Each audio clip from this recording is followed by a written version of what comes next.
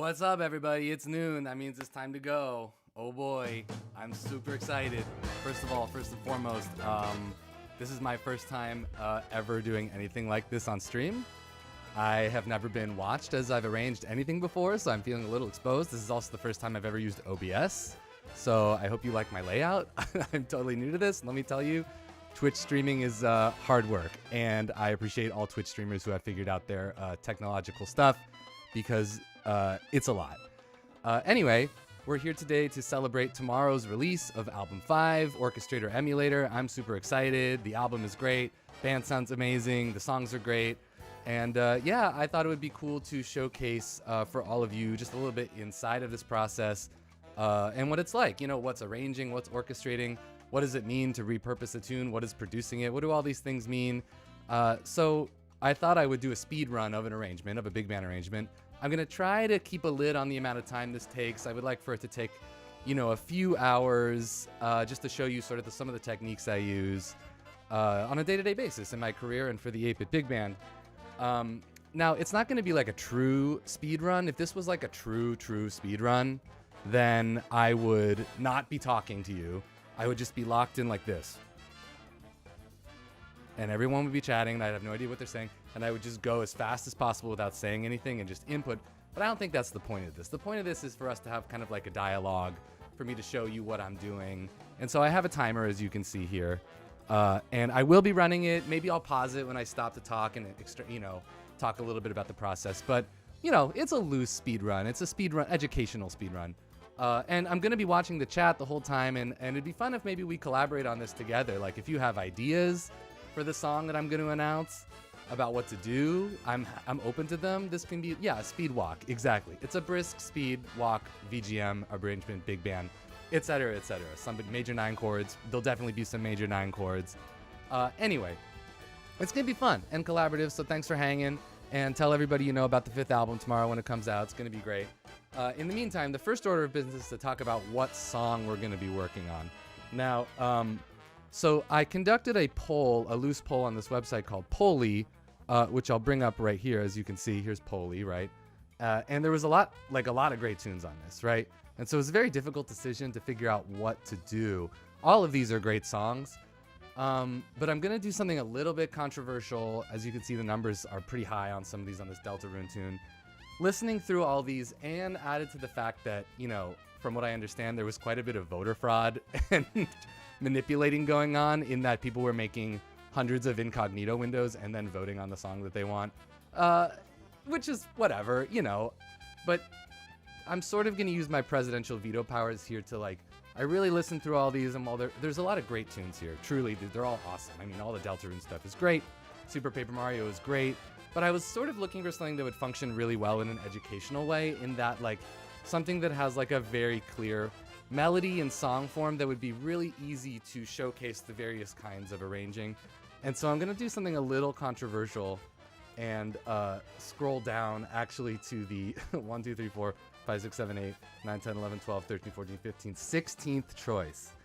And some of you may say, well, this is such a millennial thing to choose. But I'm going to go with the staff roll from Super Mario 64. It's kind of controversial. But the thing about the staff roll from Super Mario 64 is the form is very regular. It's a 32-bar song form. It goes A, A, B, C. The melody is super simple. The chord changes are simplistic in a way where I can reharm them in all sorts of ways. And it doesn't necessarily rely on the production or the sound or the vibe of the original for it to maintain its compositional integrity. Not that the others do, but like some of the Deltarune stuff is amazing, but it's like, it is of a certain genre that I think, while we could adapt it to big band as an educational tool, I think this will just be a more helpful thing for you to see inside of what's going on, you know, arranging wise. And I'm sorry for all of you who voted for all these other great songs, but you know what? This will be an amazing list for me for the future to maybe circle back on some of these and maybe I'll do some more of these live streams. Who knows if this goes well, if people enjoy it.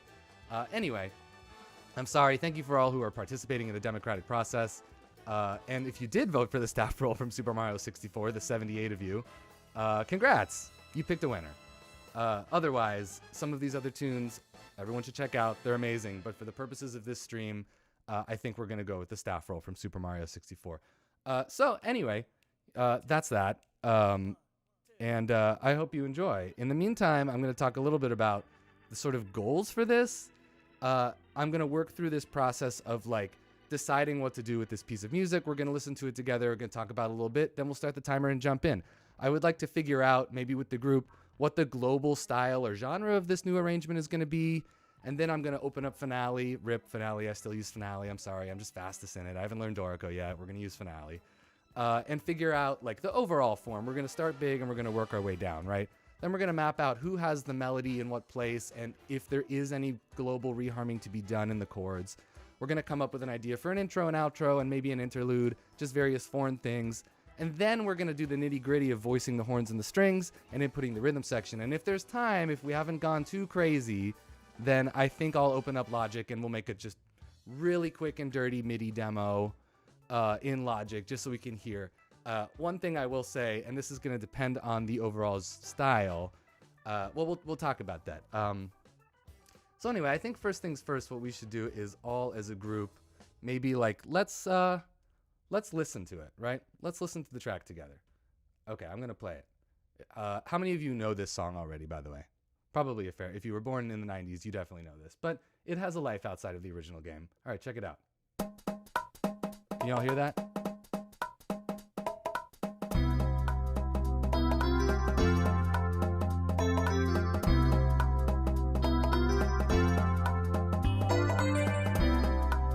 This really takes me back.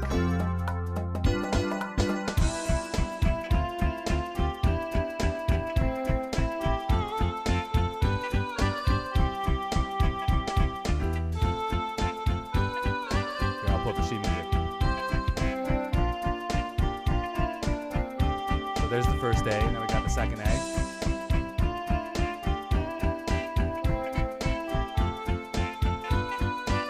Shout out to VGLeadsheets.com for the sheet music. Second ending. Great, amazing. B section.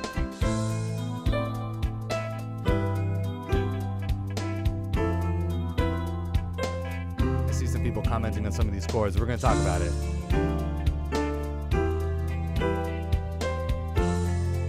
Great B section, now building into the C section. Here we go.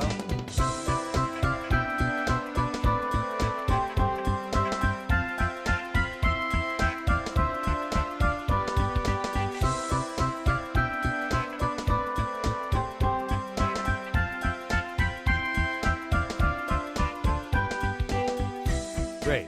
And now this goes back to the A, and then it goes on to go through the whole thing. And as you can see on page 2, it goes into D flat and it does it again. But for the purposes of this, we just need to look at this first page, right? A, B, C, right? That's great. Okay, now, I guess this would be a time to start the clock because I do feel like talking about this stuff is included in the process. And so here we go. Let's see what happens. Ready? We're going to talk out loud. Let's see what we got. Go! Boop! Okay, now, second question. Can everybody hear this piano? Y'all hear that? Okay, great. So, what do we got? We got this A section, really nice melody.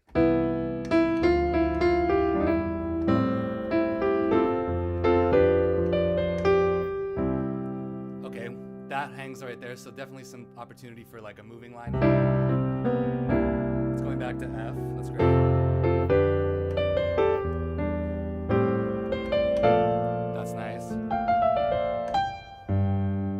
This should probably be right now it's written as D minor and then G, but you could good place for a tritone stuff. Anyway, so that's a great A section. So if we're gonna build this in like the very classic AABA form, 32 bar, let's have the first A section be kind of plain. We'll state the melody. We won't reharm it too much.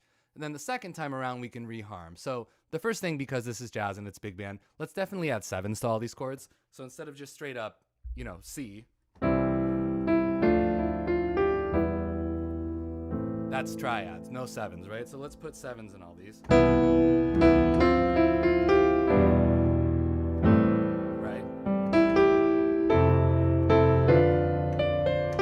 Okay, now first thing, we have this C major right here. But, I think what we should do, there's a lot of options here. You could hang on the C and have a line going down,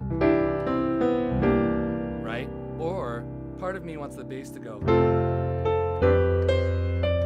over E, and then A minor, and then moving to A minor, which is a good substitute. Anytime you're on the one, you can do an A minor. And then probably, you want to go back to F, so it'd be nice to have a C7, so you can always go C7 to F. But anytime you have a 5 chord leading to another chord, you can always interpolate its related 2 chord, right? So if you have a C7, which is 5 of F, the related 2 chord to C7 is G minor. So you could go C over E, A minor, and then 2, 5, F. And then since we're already on A minor, we can walk down in half steps. So you could go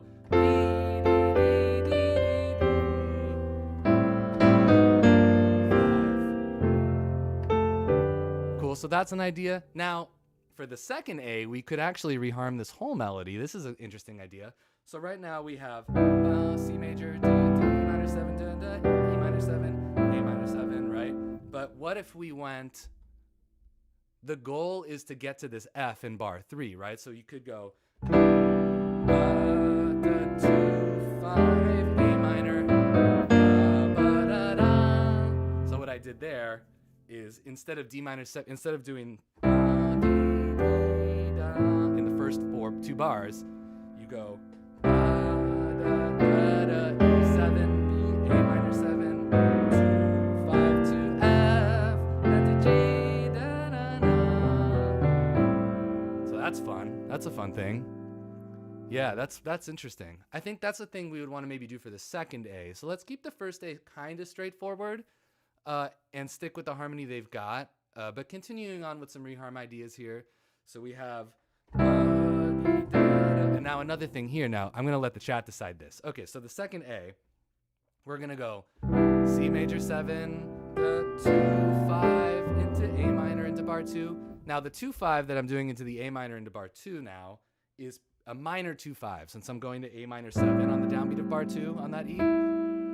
And so I'm doing B minor 7 flat 5, E7, and it works with the melody. Reharm should always be associated with the melody, right? So the reason why I chose this is because the the third and fourth beat of bar 1 is F, E, F, G, which works over D minor as written, but can also be over B minor 7, flat 5, 11, and then over E7, it's flat 9, sharp 9 over E7. That's fun.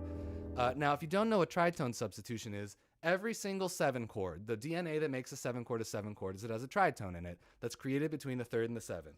So in E7, if E is in the bass, the 3rd is G sharp and the D is the 7.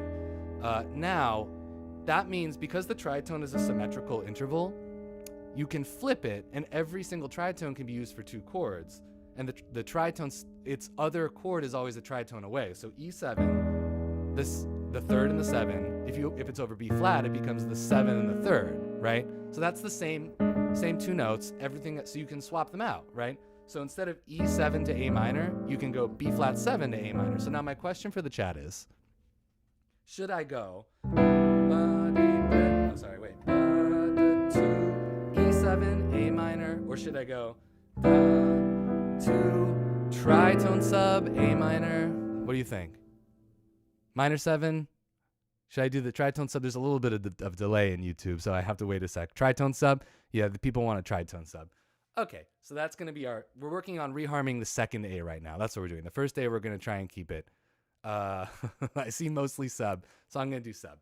So for the second A so far, we have tritone sub, A minor 7, 2. That's the 11. We're on beat 3 of bar 2. 3, 4, and... Okay, and now, if we want to get even crazier on this F major 7 in bar 3, we can do a moving line in the middle that makes it kind of an A over F. So like...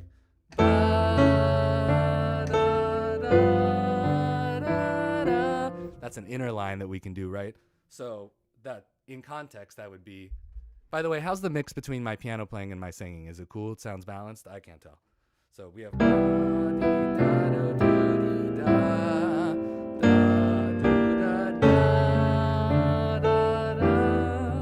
that's fun. Ba-da-da. I think we should maintain that last bar like we did in the first, just because we just did a lot of reharm. And so you want to balance. Piano's a little loud. I'll turn the piano down a little bit. You want to make sure when you're reharming to not go too crazy, right? Reharming is a tool that you use in our arranging toolbox. And as arrangers, what we do is we balance parameters, right? And so if we just did 3 bars of like crazy reharm, then I think as a relief, as a counter, we should leave the 4th bar to be the same thing we did in that first A. So that would just be the over A, right? And then, so the last phrase of the second A,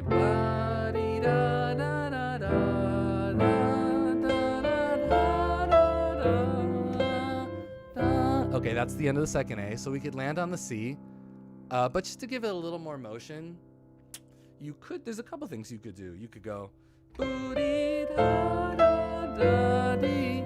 flat 2, just as a way to like not fully resolve. Whenever a melody ends on the root of the chord it's in, you can always give it a little flat 2, or even, that might be a little too much for this. Yeah, people like that? Because you could also do, another option is you could go, 4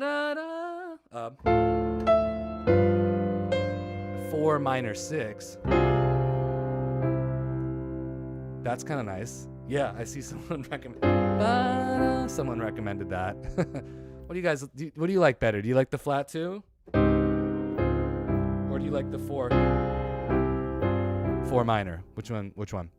4 minor sounds great. 4 minor, flat 2, flat 2, flat 2.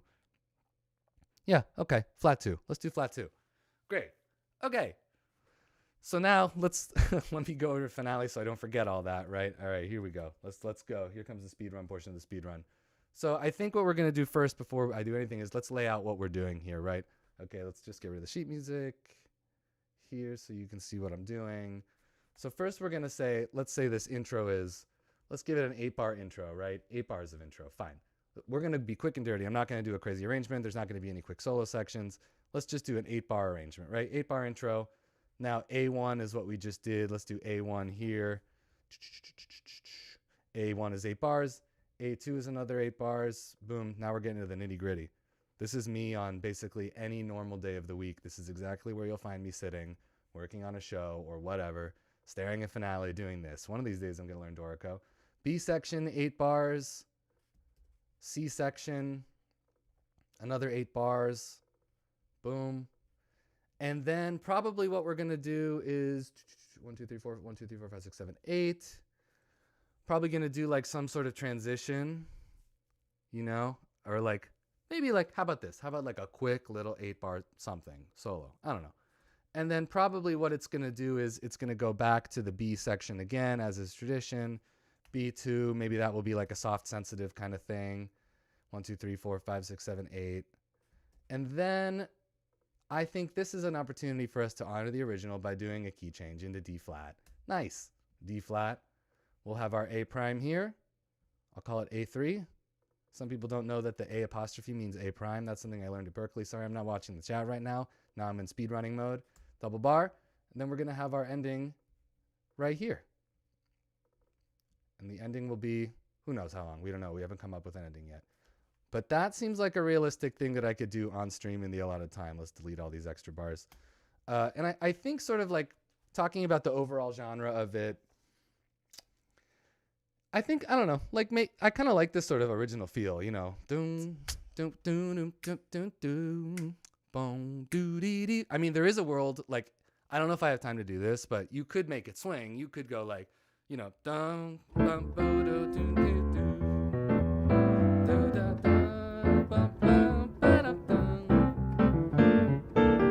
You could do that, but that would double the bar count, right? Because right now it's 1, 2, 3, and 4, and 1, and then that would be 1, 2, 3, 4, 1, 2, 3, 4. So that would double the bar count, which would mean it would be a lot more work. So for now, let's do this. Great. Okay. So before we jump into arranging these first days, let's talk about what's going to take the melody, right? Okay. My sort of like go-to what is going to go on in this arrangement melody, where it's going to go distribution kind of thing. This is like the go-to move, I think, is like first A section. You play the melody. You just play it straight. Don't harmonize it. Maybe a counter melody, but the easiest thing to do is to throw it on the saxes. And why? You know, when you're thinking about the overall trajectory of an arrangement and the way it builds, and also the ability and the fatigue of the instrumentalists, you want to make sure you don't tax the brass players too much. And you also don't want to tax the sax players, but the sax players you can tax more than the brass players. That's just the truth. The rhythm section are tax-free. They'll play and they'll keep playing forever. We don't get tired. Maybe the upright bass player will get his fingers burnt, or their fingers burnt out. I say his because I'm an upright bass player and I have PTSD from blisters. But in general, you just want to have an awareness of how much people are playing, not only for the chops element of it, but just for the listening experience. You want to make sure that an arrangement over the course of time has peaks and valleys so that it's an interesting listening experience over time and not just all in your face or all monotonous or all one texture, monotextural. Come up with things, right? So let's do what tradition calls for, and let's start with the A section on the saxophones, right? We love that. You can't go wrong. And how about this? We're going to go... this is where you'll just have to bear with me. 1, 2,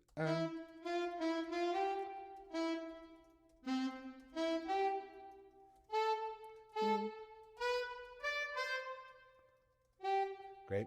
Now you never should ever leave notes to be playing, especially at a slow tempo. Like there's so many ways to play a quarter note at this tempo. It could be long, it could be short, it could be sort of long, you could fall off it. So let me sing it and then decide how I'm going to phrase it. Do do do do do do do do do dee dee dee dee dee. Great. So actually this will probably be shorter. So long, short, long, short, long, short, do short. This is all legato, and then let me just quickly assign a hotkey to fall here. Fall, and finale does not do falls, so you won't hear them on playback. Sorry, finale rip. Finale's the worst. I can't wait to learn Dorco. I hear it's a lot better. So this is all boo doo dee dee dee dee dee dee, and then we're gonna play this at a nice mezzo forte. Boom. All right. So now, let's put these in the saxes. I write tenor sax and bass clef. It's a bad habit. No one should do it, but I just learned it. That's how I learned. And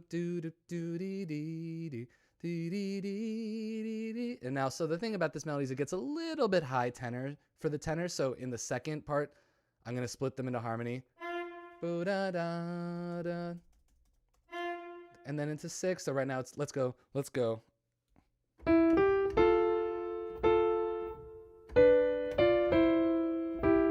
Right, so it's switching between thirds and sixths just to give it a little more character. So like thirds, sixth, sixth, sixth, third. So that'll help keep the tenor in a healthy range while supporting the melody. Back to thirds. Great. So let me copy that into tenor too. Great, that's the first part of the melody. We have a hole here. That's a perfect thing to fill with something else. We'll deal with that later. Here's the second phrase.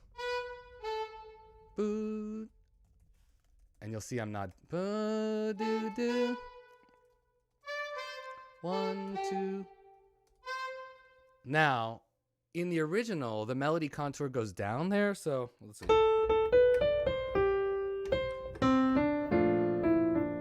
I like that. I think maybe the second time or later in the chart. I like it. Because there's a world where it also goes. But it goes up. I mean, I don't know. Maybe I should do the smooth jazz version.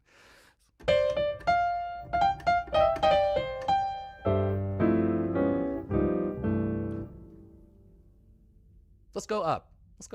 Let that alto scream. Let the alto soar. See, these are decisions you make as an arranger. It's like, what will the emotional impact be if it's up an octave or if it's down an octave? How does it feel on that instrument if it's up an octave? Up in the alto, that's like the real nice big, that's big singing range up at the top of the second octave there. That's nice, right? Let's do it. Let's go for it. Sounds great in the MIDI though, obviously. That MIDI really sings.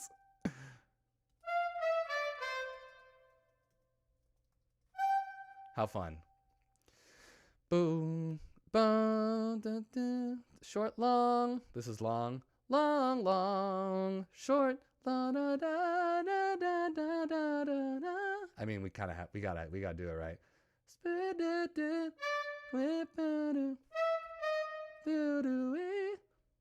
Can't help it. Smooth, baby.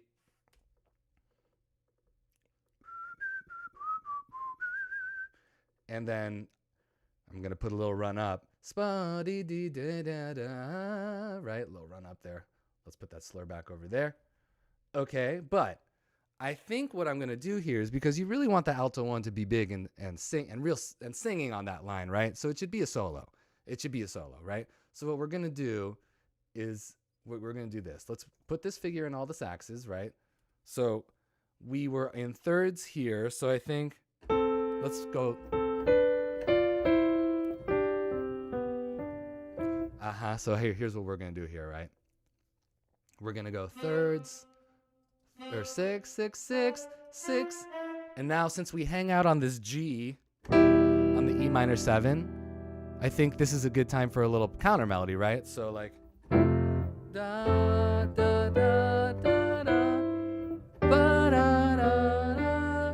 They've got, they can hang out while the tenors go, and then they'll all play this, and then they'll return together on sixths right here, right? That's nice. Let's put a slur over these. That's a fun thing to do. Okay, and then now this is where the alto, and you want to indicate this in the alto so they know what's going on. This is just good sight reading practice. Solo, so that they know. Boom. Take it. Smooth it up, baby. Dave Pollock, I'm looking at you. And then let's have the other saxes. They can play a chord. You know what? Just to mix it up, I was going to put a chord under them. But I think what actually we want to do is, this is a great place to introduce trombones in the arrangement, playing that B flat major 9 chord under the solo. The reason why is because if you have a solo, it'll stand out more if the backgrounds under it are not the same timbre necessarily as it. Not a hard and fast rule, but the timbre, the readiness of the sax solo high in that high range will stand out more against the smoothness of the 4 bones playing softly. And also we just heard, probably 30 seconds of saxes. So let's, switch it up a bit. Give them a little break. Bring in the trombones here on that B flat. So da da da da ba da da bo do do do do da da. So now let's do this. Let's have the trombones continue this chord behind them. So they're gonna go.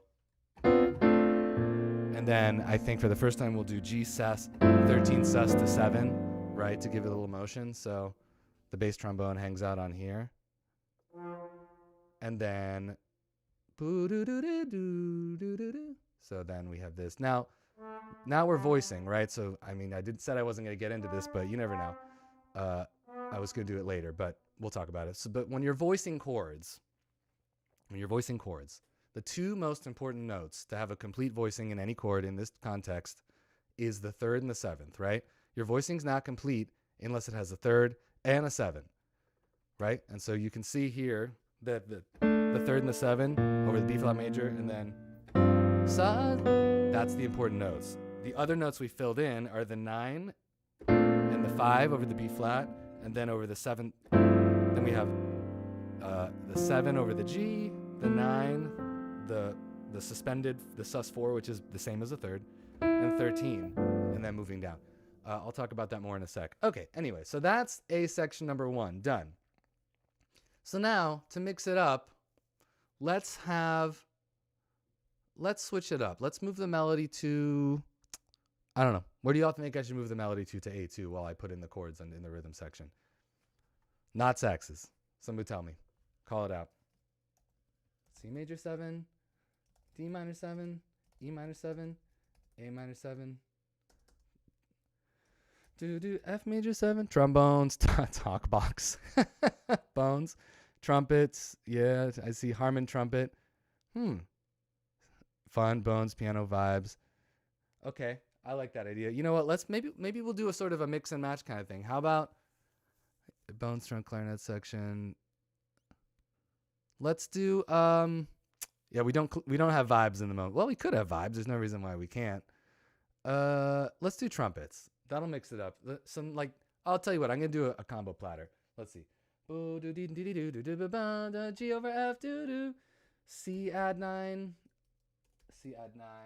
over E, A minor 7, this is the first verse, so it's not reharmed yet. F major 7 to G over F, da da, E minor 7, A minor 7, da da, B flat major 9, da da. Oops, I did major 8. Not a real thing. Da da da da. G13 sus, G7. Great. There's our first verse. Okay. So A section number 2. Before I do it, let's put in our fun reharm that we did, right? So here's what we did. C major 7, B minor 7 flat 5, B flat, B flat 9 sharp 11. We did the tritone sub. A minor 7. And then we did G minor 7, 2 5 going to F. Ba, da da da da. This we kept the same. F major 7. I think now let's mix it up for the second time. Ba. Oh, here's what we could do. So, since we didn't use E7 in the tritone sub before, so let's see. Ba da da da, ba da dee dee dee da, do do do da, da da dee dee da. Ba da. Let's do. How about now? Let's use the E7. Ba da da da. That's fun. Let's do that. That's nice to mix it up. So F major 7, E7 flat 9, do do, A minor 7. Okay, and check this out. So now we have the last chords of the second ending are a 2-5 back to 1. So D minor 7, da, G7, and then we decided to do D flat major 7 flat 2 to C6 9. So I think it would be fun if we went ba da da, E7 flat 9, ba da da. Now check it out. We have C on beat 3. I think what we could do, since we're going to go to D minor 7, we could do a 5 chord to get us to D minor 7. Now normally that would be A7, right? But since we have C on the melody, that's a sharp 9. But it might be cooler if we tried to unsub that to, so that the sharp 9 over A becomes the 13 of an E flat 7. So then you have dum dee da da da da da da da da da. That's nice. That's nice. Yeah, or you could also do a D7. That's true. That's true. You could go.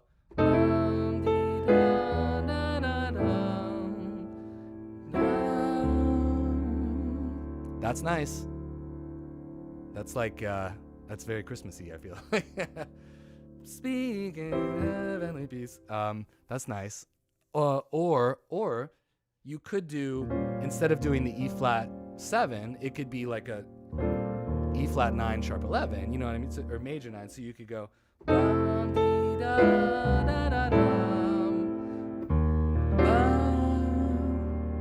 Like, it doesn't have to be dominant 7. It could be made, this is 6-9 sharp 11. But do people like, what do we think? Do people like the D7? People like the D7? Yeah, it seems like people like the D7. Okay, so let's do.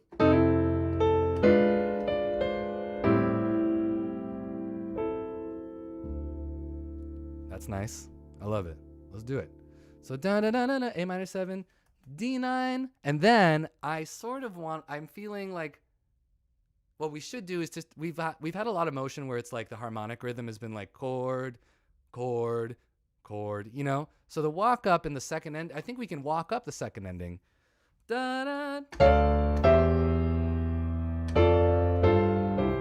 Or, I mean, it doesn't totally work with the melody since it lands on that third of the G, but I think it'll be okay. Boo-doo da da da.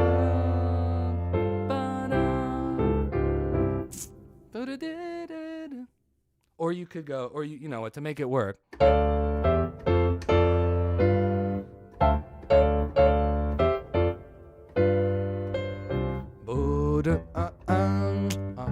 Yeah, you could do that. That works.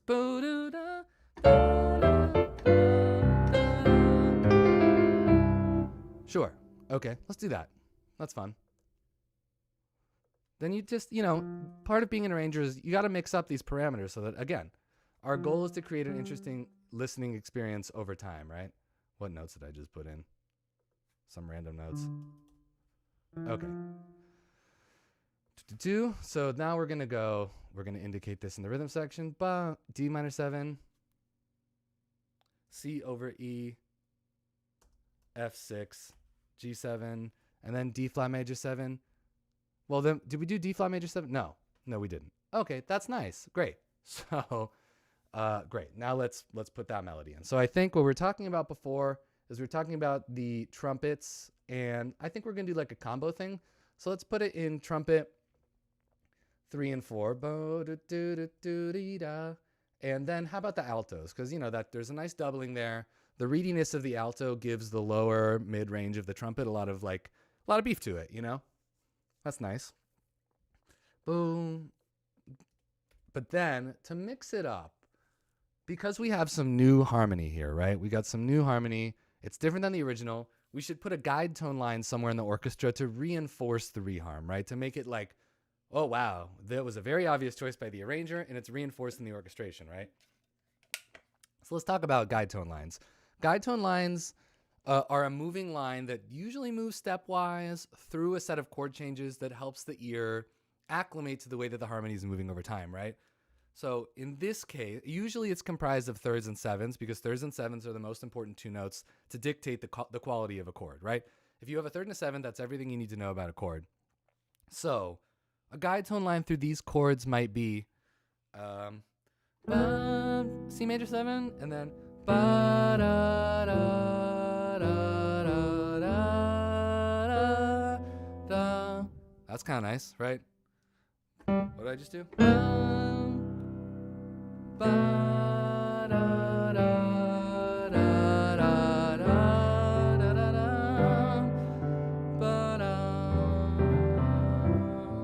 That's a nice one.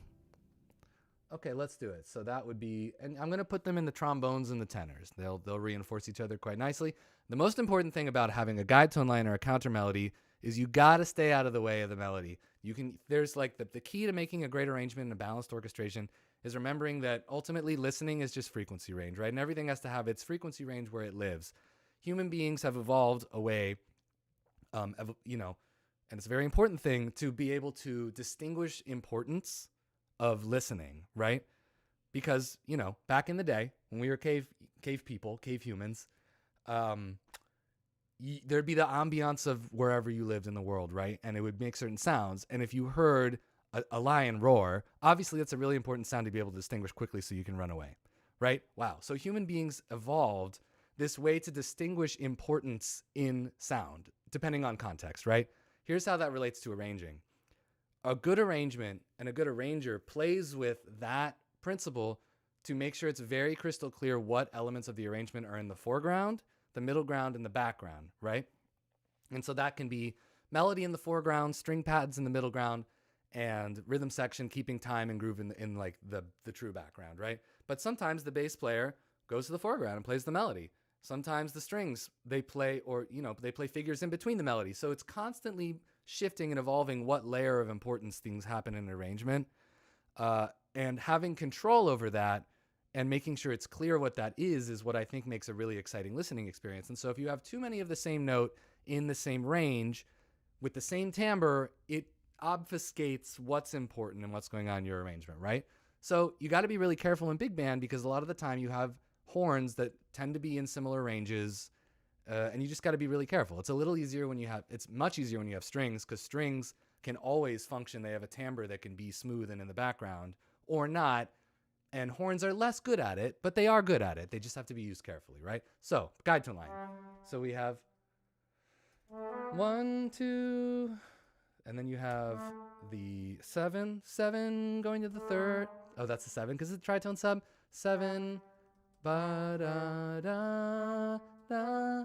Okay, now here's the thing. In this bar, the guide tone line that I sang is the same as the melody, so it's actually not helping. So we should pick a different note because who wants to double the melody? We need a guide tone line that's different. So ba da da da da da da da da da. Let's do.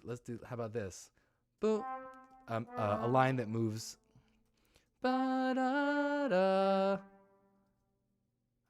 And then let's have it hit on the third with the melody. So it goes ba da da da da. That's fun. Okay, let me just put some slurs here and we can listen back to that and make sure it sounds halfway decent, right? Boom, boom, boom, boom. No, you know what? Not mezzo forte. These are in the background. These should be mezzo piano. Nope, that's mezzo forte. There we go.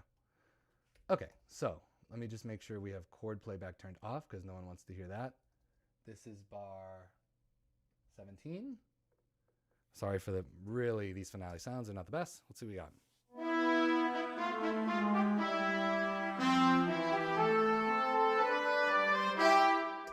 Okay, now with chords and maybe at the appropriate tempo, let me put a tempo marking in. That's like 95, I want to say. Funky swing 16ths.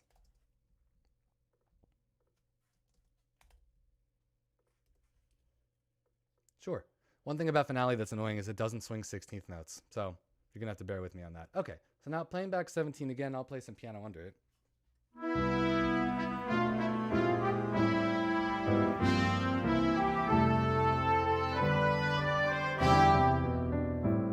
Yeah, that's going to be really nice.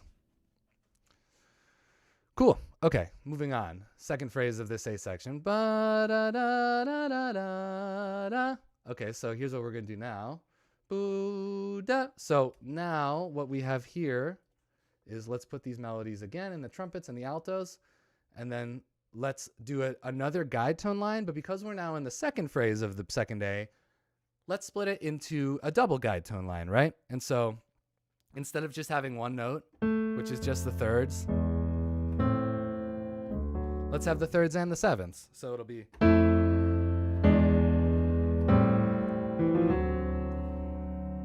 That's nice. So let's bring in the rest of the bones here to help with that. There's that one, and then... Oops. And you know what? Just to give it some variation, let's have it rhythmically go. 1, 2, 3.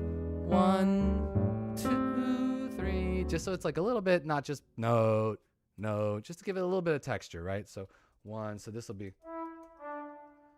and then this is just tied, right? So there we go. Now we got two nice little cute little guidelines there. And let's put these in the tenors. This is the first time trombone 1 is entered, so let's make sure to mark it. And the bass trombone, mezzo piano. Now, at the end of this phrase, this sort of feels like, I think, so let's have all 4 trumpets now on the melody to state like, all right, end of the A section, right? So the thing about finale is it doesn't do swing 16th notes unless you set the time signature to be 8/8, but then it messes up all the beaming and it makes the copy work look terrible. Unless you do a compound time signature of 2 + 2 + 2 + 8, and then the beaming still is bad, but it plays back correctly. You know, or they could have just, you know, put in swing 16th notes in the time that they had in the last 20 years, but they didn't. So we're here. so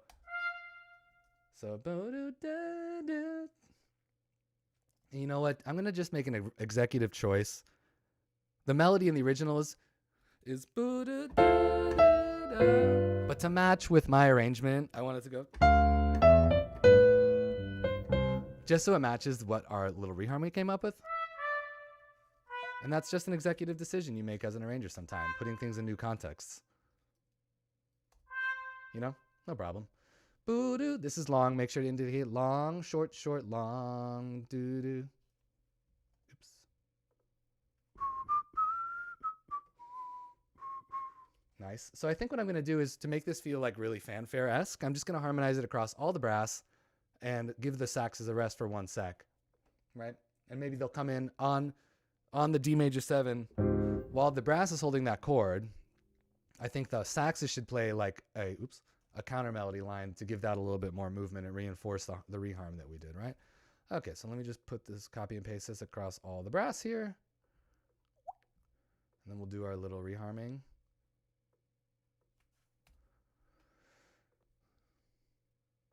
So da da. And then this is F6, so. And then this is gonna have to move, right? So, yep, so we have, let's harmonize it like this. That'll be the trumpets. And then, that'll be the bones or something. Boo-doo-doo-dee. So A flat to G. Boo-doo. And then F to E. You know what? I'm sort of feeling the 4 minor thing now, just because of the bar before, you know. It sort of feels right. Right? I think I'm just gonna do it. D minor 7 flat 5 over C. 4 minor gang wins.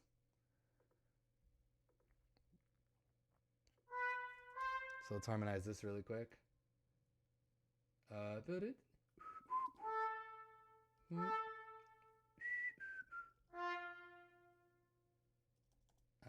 then I think they'll just collapse the C for that one beat. Yep. And then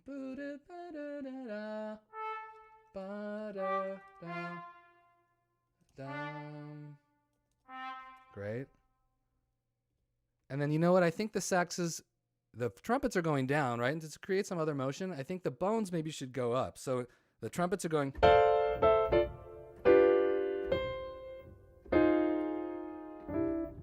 Oh, wait, no. So then I think maybe the bones, to counter that, could go. So then you have, contrary motion, right? I can't play that. I'm not a good enough pianist. But you get it. So then. Boo, da, da, da. And then I think for simplicity's sake, let's just harm this 4 minor going to 1. Let's just put it in the bones too. Oops, in octaves. No problem. That'll be nice. And then this is a good time to bring in Barry, actually, just to have some room motion. We haven't had it before, so let's go ahead and throw the Barry on that. Why does the Barry sound like a bassoon? Just patches. Nice. Whatever, finale. So then, bum. Okay, and then you know what I'm going to do here? Check this out. Because the trombone goes a little high on beat 3, I'm going to use drop 2, right? And so working my way up, I'm doing 4-way closed. Voicing-wise, what that means is the chord is D minor 7, the top note is D, harmonizing downward in 4-way closed. You have a root, so you need a 7th. The 7th is the next note down, the 5, and then the 3rd. So then working our way up, we would have. Now, because things are getting a little high, we're going to use drop 2 so the bass trombone doesn't get too high, right? So we have G. Normally, if it were 4-way closed, harmonizing down from the melody. So I'm going to drop the F down an octave. So that's the voicing I'm going to use there so that the bass trombone doesn't get too high. And also, you want to try strong voicings in big, multi-note voicings. The strongest voicings have their 7th on the bottom, now not counting the root. 7th or 3rd, the guide tones. Guide tones are very, very important. Okay, so that would be D. That's B. That's F. Okay, and then B-da-da. Bum. Yep, and then oh. Okay, so now to finish this out, ba-da-da-da-da, bo-do-do-dee-da-do-dee-ah. The saxes should do something to reinforce that flat 2. Or no, the minor 4. That's nice. First idea, whatever. Bo-bo-do-do-da. 1 and a 2 and a. Let's put that in. That's nice, right? Okay, I see a question about harmonizing 4-way close with extensions, like 13ths. I'll tell you right now, once I copy and paste this. And let me play it back. Let's listen to everything we got so far, and then I will answer that question. Okay, so from bar 9, we have, again, no swing 16ths.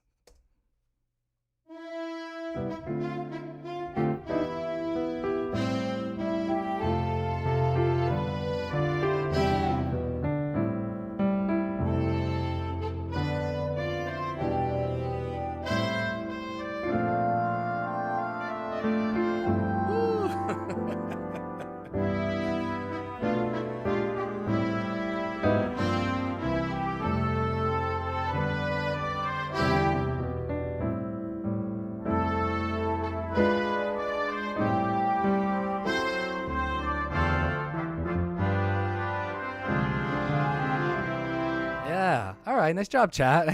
What do you think? I think it's coming together really well.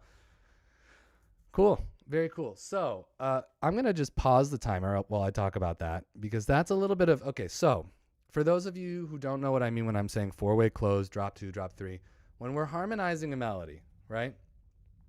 A full chord in a jazz context has 4 notes. It has a 1, a 3, a 5, and a 7. You've got to have all 4 of those notes to have a chord, right? And so if we're looking at, just for example, let's say, the chord here is C13. And by that I mean C dominant 7 with probably a 9 and a 13. And the melody note is, I don't know, C. Right? So if we're harmonizing it, if it was just a straight up C7 chord, or you know what, just for example, C7, right? Melody note is C. So in 4-way closed, we have to have all 4 notes of a C7 chord to have a complete chord. So you work your way down from the melody, which is always on the top, with some exceptions, but it's always on the top, right? So C, working our way down, we have B flat, then we have G, then we have E. That's a complete chord, right? We're not counting the bass. Bass is always covered by the bass player. It doesn't matter. So, how do you make that more interesting? Well, you want to add a 16th, right? Or sorry, a 13th. Now, so like I said before, guide tones, those are the 2 most important notes in a chord, right? The melody is the melody. It doesn't change unless you're the arranger and you change it, but it doesn't change. However, the only other notes in a chord that are immovable are the guide tones. The 3rd and the 6th have to be the same. So E and B flat must be in this chord. However, roots and fifths, those have options, right? Roots are always covered by the bass. So pretending this isn't the melody, a root can always be replaced by a 9. That's a rule. So you can have C7, or you can have, if you replace the root with a straight up natural 9, you have C9. You can replace it with a flat 9, or you can replace it with a sharp 9. Roots are not important. 5s can always be replaced by 13s and 11s. So you can replace the 5 with sharp 11, or you can replace it with flat 13, or you can replace it with natural 13. Now, if you do 4-way closed with natural 13, you sort of end up with kind of a cluster in the top voicing here. And so it's a better idea to use drop 2 and put the 7th on the bottom so that you have a more open, so that the melody has room to speak. So that would give you this. So now in this chord, I could move the 13, which has replaced the 5, to be flat 13 or 5 or sharp 11. And you often hear, people moving through them over time. You could go resolving to F major 7, which is its expected resolution. Anyway, that's a brief talk about how to harmonize chords. Let's move on. We have not talked about the B section yet. So let's talk about the B section. What do we have? We have...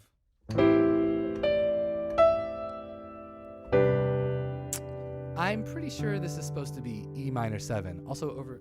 Is it over G, huh? Is it? Wow, maybe. I like E minor 7 over G. That's nice. You can't go wrong. You can't go wrong.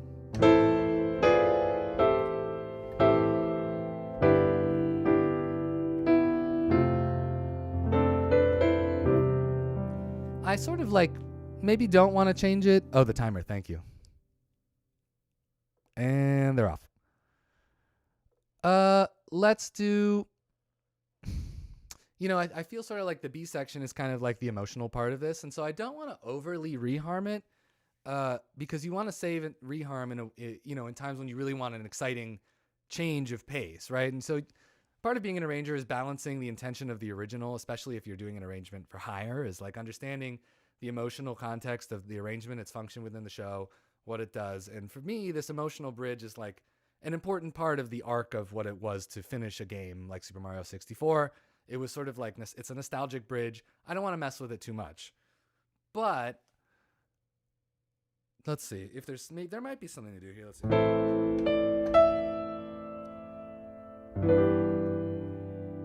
Over G, I sort of feel like might be up for question. It might be nice.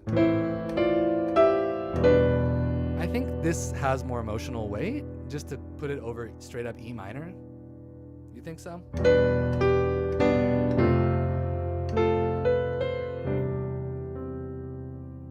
Yeah. Okay. And I see a suggestion for sax melody. That's nice. Yeah, or woodwinds, maybe some flute, or, this might be a good opportunity. The horns have just been playing a lot. They've been playing, we've heard the melody and the saxophone and the trumpets.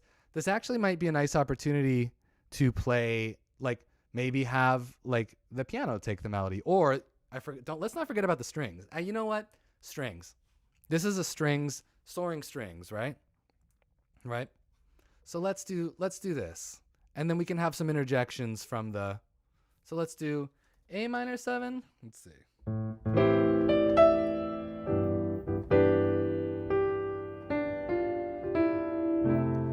I don't know. I kind of I do like that the bass moves down. Let's do the bass moving down. Let's leave it. Koji Kondo-san wins out.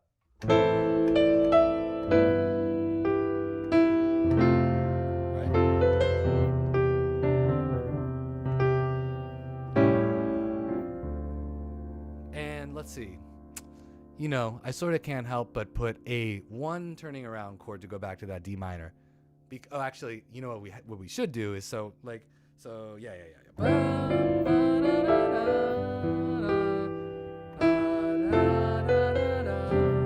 This time it is written over E.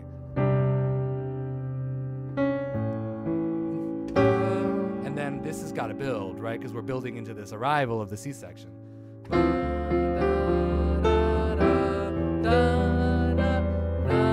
Okay, now this is calling out for a D7 over F sharp.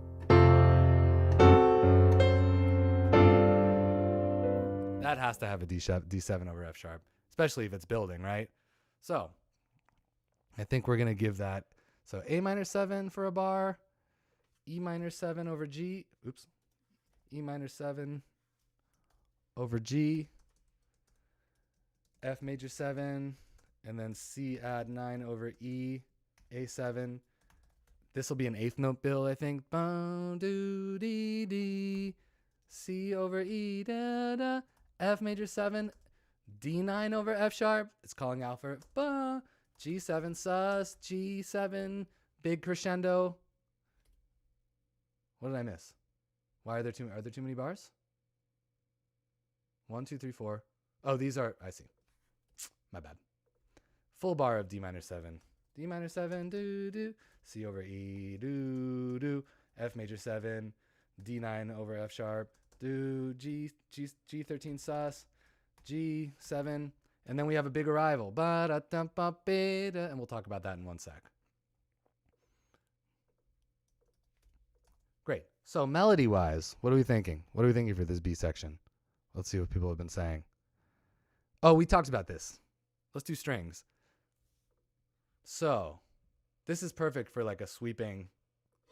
Strings take the melody. We're going to harmonize them in solely writing. It's going to be really great. But the same solely writing techniques you could use for strings or saxes or bones or whatever. We'll talk about that.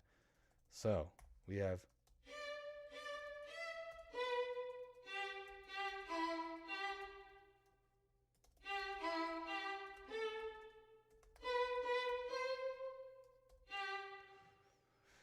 Do, do, do, do, do.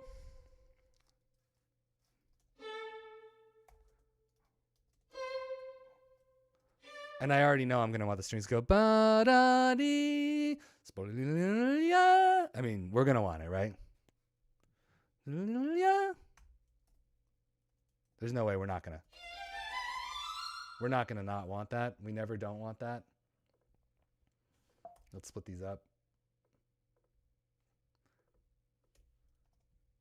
I'm not going to put any bowing in here because the bowing is pretty obvious. Let's put this, and I like to indicate lush. I used to visit all the very gay places. Like that. And then we will put a crescendo here. We know we're going to want that. Boom. Okay, now before I harmonize that, let's just talk about the C. And just to keep, where are we at? We're at 47 minutes. Okay, all right, not bad. We might be able to get through it all.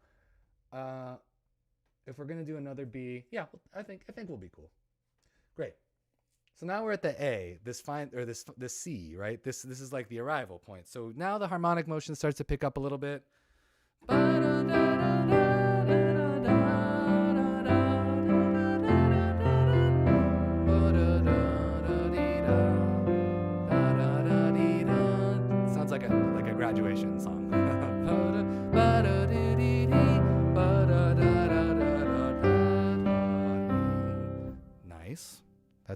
nice.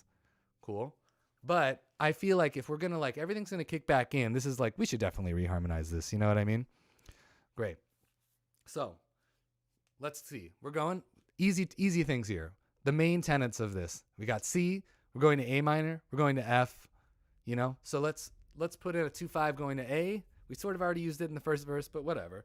But let's not do the tritone sub this time, right? So, and just by the way, I'm maybe over harmonizing this, but it's for the sake of education. You know, if I were to do this on a 8-bit big band album, I might even play more with the actual genre. Like I might go a totally different setting. I don't know if I would have kept the original groove, but this is for education, right? So let's see.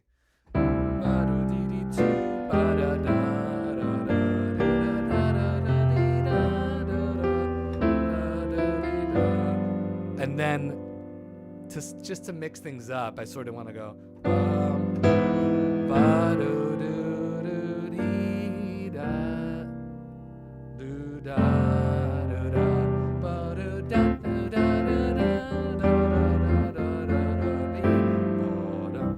That's kind of fun, right? That's kind of fun, right? Yeah. Okay. So that's nice. So what did we do there? We went ba da da da 2-5 to A minor and then 2-5 to F. Same chords. D minor 7. Keep the original. And then we interpolated. We want to reharmonize the second phrase to start on A minor. So then we put and then 5-7 of A minor, which is E flat 7. A minor do 2-5 F instead of A minor, but C over E. And then starting on the 2 to build, boo do 2 do 2 do do, ba da ba da da da da. And then the intro, which what is it? Yeah, let's do that.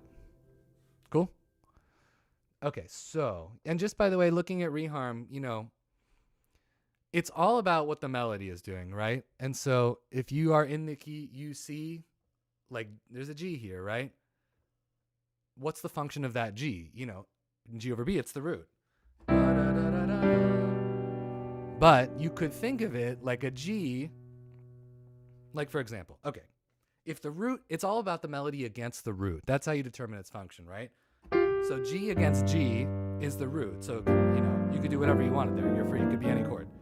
G against, I'll go chromatically. I'd go through all 12 notes. G against F sharp is a flat 9. You know, G against F is a natural 9. G against E is a sharp 9. G against E flat is the 3rd. So you can do whatever you want there. G against D is a sus forced or a minor 11. G against D flat is tension sharp 11. Could be major. G against C is the 5th. You know what I mean? G against B is the flat 13. Against B flat is the 13. Against A is the 7. Against A flat is a major 7. So like, if you know, like, okay, you can harmonize any root to be any chord against whatever, you know, you want, but does it work within the genre? Does it work idiomatically? Is it functionally? Does it feel satisfying? Okay, enough. So, okay, here we go. Let me put these chords in before I forget. C major 7 to B minor 7 flat 5, E7 to A minor 7 to G minor 7 C7, F major 7 to C over E to D minor 7 G7, E7 over G sharp, A minor 7, G minor 7, C7, F major 7, does C over E. Oops, C over E, but D minor 7, does C over E, but F6, I guess, because the melody is F. It could still be F major 7, whatever. G13 sus. And I think what'll happen there in the rhythm section is that it'll just hang for a sec. So it's like.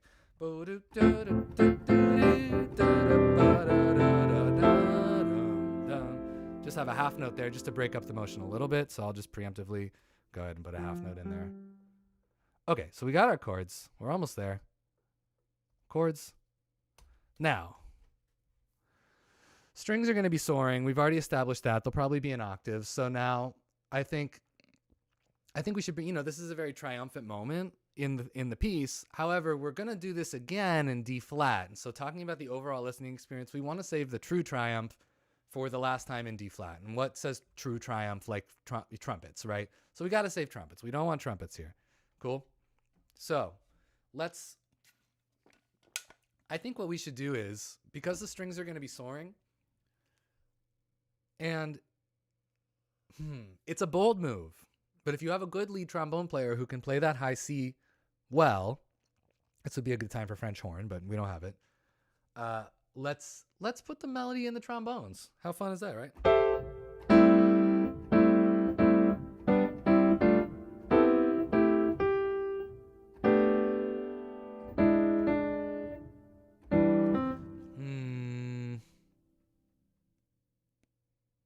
Yeah.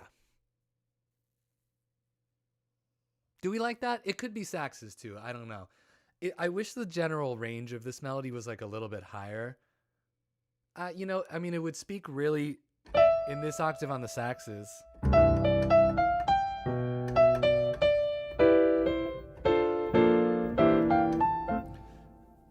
Oh no, but then the sax has to go up. It's got to be bones, right? Yeah, I see people saying bones. Let's do the bones. Come on. Come on, bones. Okay, let's put this melody in really quick. We'll get the, I think what I'm going to do is put the melody in where we want it. We'll get the shape of the rest of the chart in there, and then I'll start filling in the blanks. So we have boot.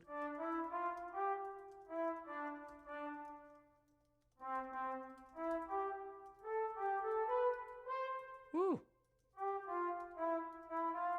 You know what? Let's split it, because that's, you know, that's taxing on the bones. Now the saxes should take over, right? Actually, how about we do this? Watch. Let's really split it up. Saxes take over.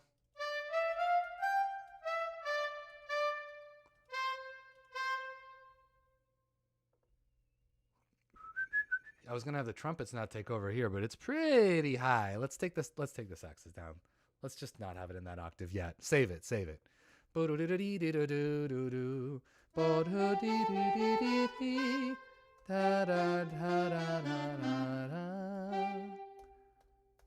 Nice. Okay. So that's what we're going to do melodically. We'll harmonize it in a bit. Now, for this interlude,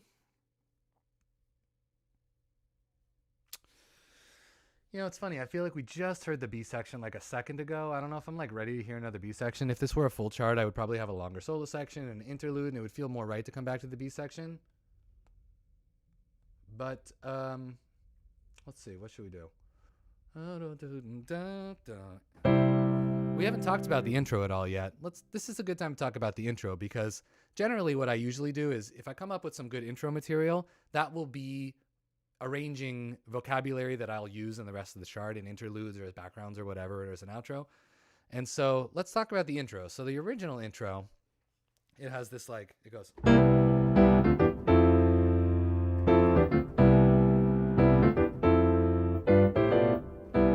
That's fun. You know.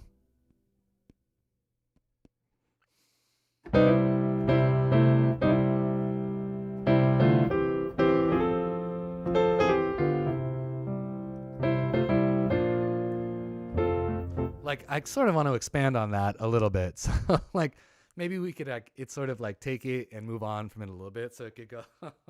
So we have, like.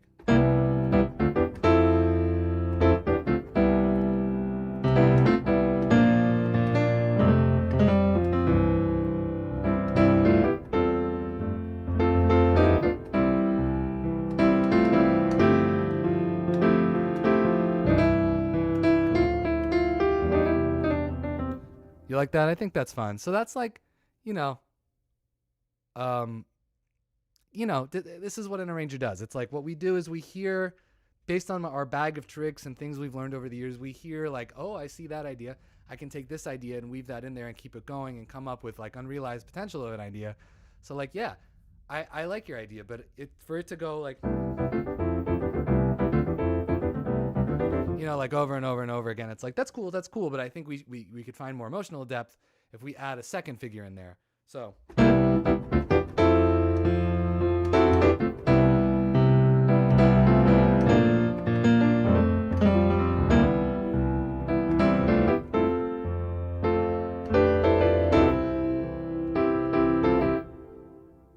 don't know, for now I'll just have it hang out on there. So let's do that. That's quick and easy, and that'll serve as our interlude material. Again, it's like I'm just working fast, so that's the first idea I had, And the guitar can probably go. Right? So it seems probably like most likely this is going to be piano doing that. So 1, 2. Oh, let me make my life easy for myself here. Give me 1 sec. We're flying. How we doing? 58 minutes? Oh, baby. Here we go. 1, 2, 3.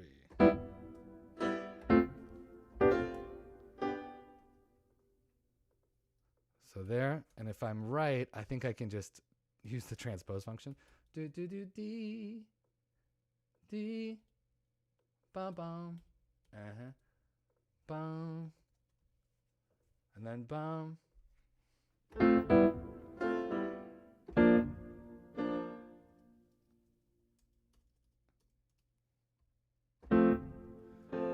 Great. Okay, so let me just put that in the left hand really quick.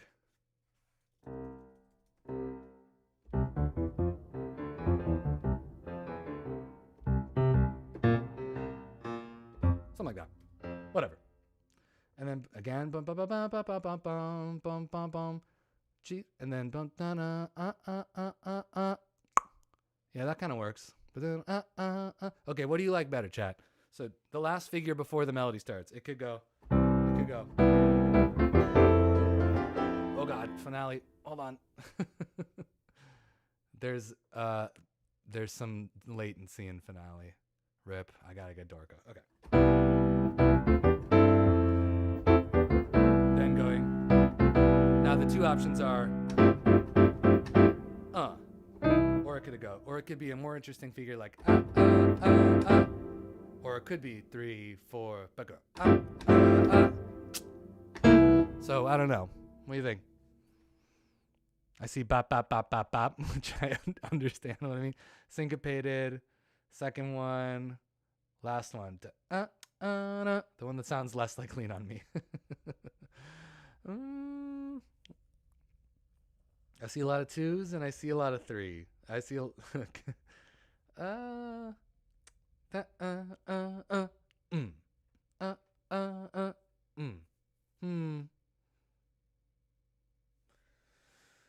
going to flip a coin, and by coin I mean this Outer Wilds pin that I got at MagFest. Heads is 2, tails is 3. Heads is 2. All right, 2 it is. So that's So that's this figure right here. I'll just do it without MIDI. All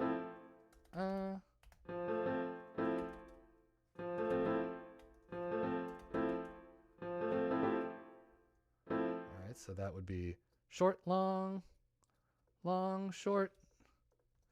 Great. Okay, so now that we got our intro figured out, I'll harmonize this later, but we got our intro figured out. So then coming back to our solo, you know what? Just for the sake of this demonstration, I'm going to take the second B section out, and I'm just going to go from this interlude into the key change back into the final A. Just for timing, you know? Don't want to go crazy. Okay. So we're at the end of our C, and actually I put A3 here, but actually this is not A3, this is C2. C2. And maybe one day I'll take this chart and I'll expand it and make it more fleshed out for a real, full-on 8-bit Big Band video. Okay, so the end of our C1, we have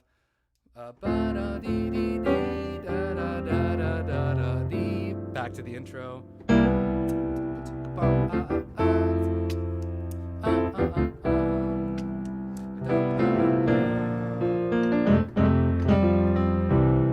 do the easy thing. Lean on me, switch. And now we want to come up with maybe the easiest thing to do would be to go.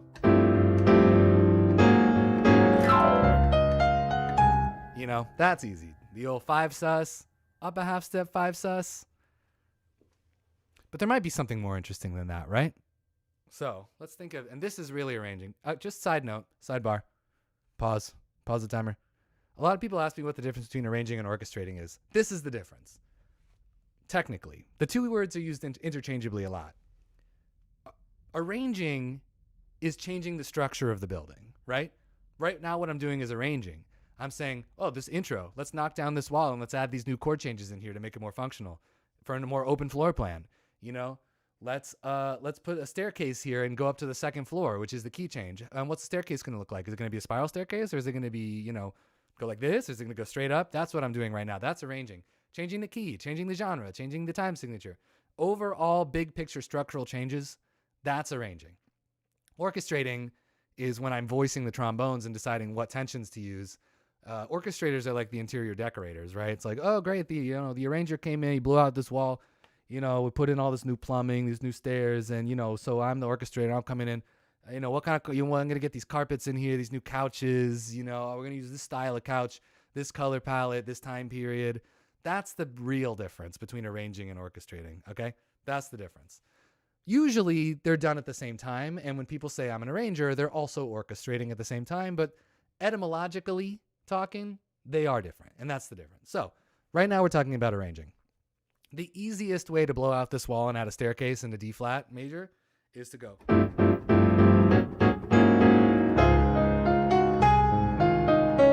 know, whatever.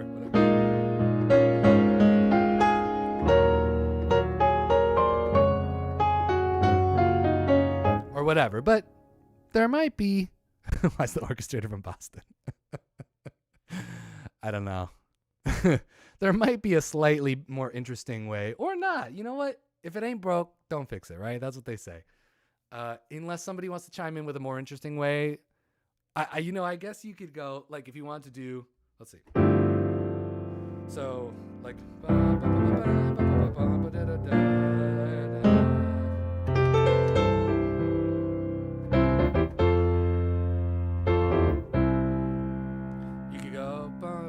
something with the B flat, maybe.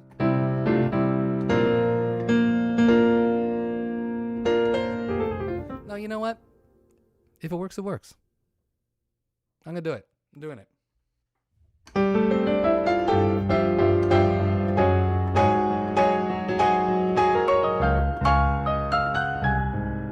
Whatever, right? It works, it works. Okay, great. Sometimes your first idea is your best idea. It's best not to overthink things, right? So let's go ahead and copy and paste this. Okay, but who should solo? Who do you want to solo? Pick a soloist. I don't care. Can be anybody. Anybody.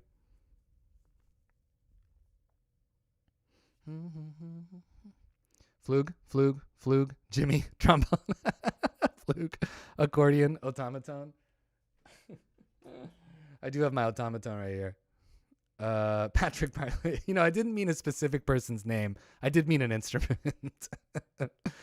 Sax, muted, trumpet, trombone. I kind of like flugel. Yeah, a lot of flugel. Let's go with flugel. And now here's the question, trumpet 3 or trumpet 4? Or if you're really feeling bold, trumpet 2. Or if you're feeling like you want to get murdered, trumpet 1. Let's see. Let's do flugel. So we have C major 7, going up to F majors. They're not really, it's not really, these aren't really 7 chords, you know? Yeah, they are. Yeah, they are. They are. What am I talking about? C major 7, B flat, add 9, F, and then it does it again.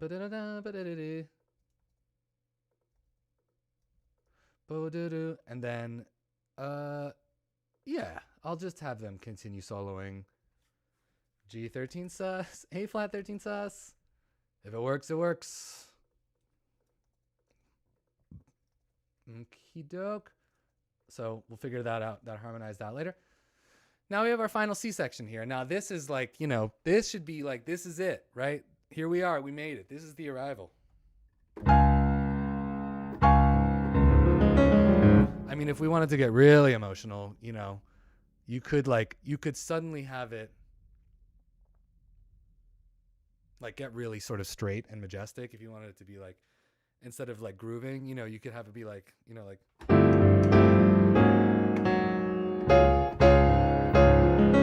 I mean, I'm not going to be able to play this, but if the left hand was like.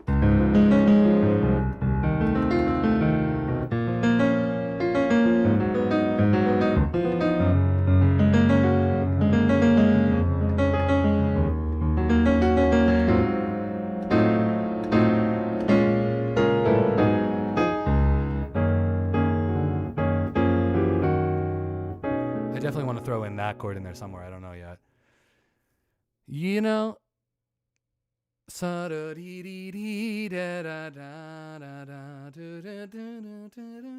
Or does it go into halftime? Is it going to halftime there?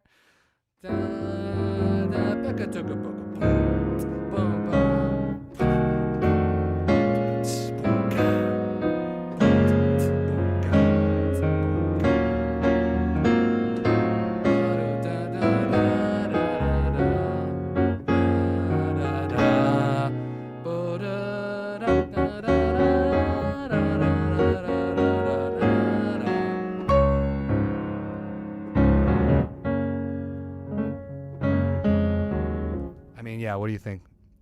Halftime is always the answer. Definitely halftime. Yep, halftime. Halftime that slow. I know it is slow. It's sort of, that would be sort of like, or maybe you know what it is? Split it, right?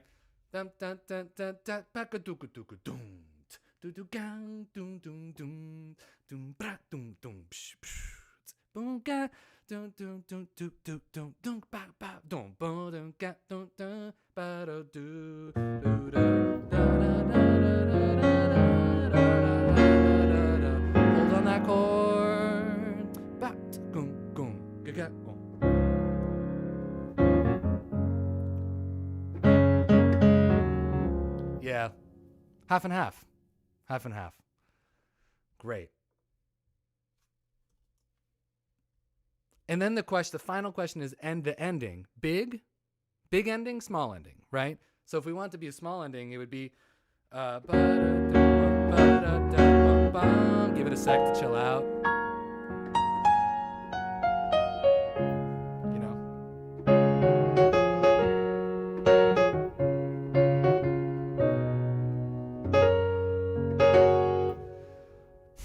Or I think small ending, right? Small ending, yeah, because it's kind of like the game's over, the credits are rolling, you know, it's like fare thee well. You know what I mean? That's the vibe, I think. All right, so what we're going to do is let me put in the chords here. Dun, dun, dun, dun, dun, dun, dun, dun, dun, dun. D major 7, C minor 7 flat 5, F7, B flat minor 7, A flat minor 7, D flat 7. I'm just borrowing the same reharm we did before, basically. G flat major 7. D flat at 9 over F, bottom, E flat minor 7, do A flat 7, F7 over A, B flat minor, this will go in double time, back in a double time, A flat minor 7, D flat 7, do, G flat major 7, do, D flat over F, do, E flat minor 7, do, D flat, G flat, do, 3, 4, 1, 2, so we need an extra bar in here to give it a chance to chill out, right? This is arranging, knocking down a wall. Not a whole wall, just a little wall, just a little cubby. A flat 13 sus. Right, so let's go ahead and put that there, just so I remember. Great, so here we go. I'm just using, this is something I do a lot, is I just use the guitar part to functionally just make myself a lead sheet of my arrangement as I go. Then I can see like, oh, right, that's what I was thinking. I can voice on top of that. Okay, and then for our ending, we're going to have like we do the intro, and then maybe up an octave, right? It's chilling out, maybe it's retarding. D.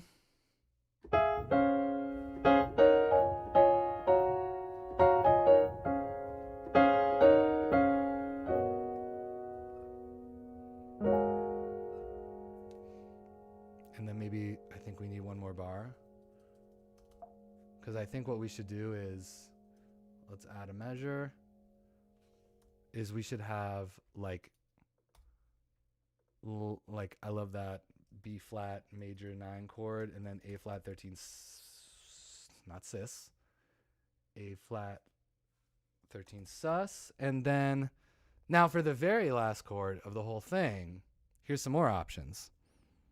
Right, so we're going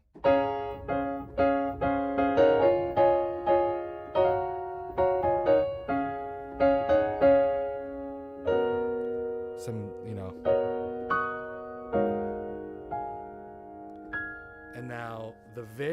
last chord. There's options here. You got options as an arranger. If you want to be really bold, you don't resolve it. But I'm not like that. The obvious choice, of course, is, or, you know,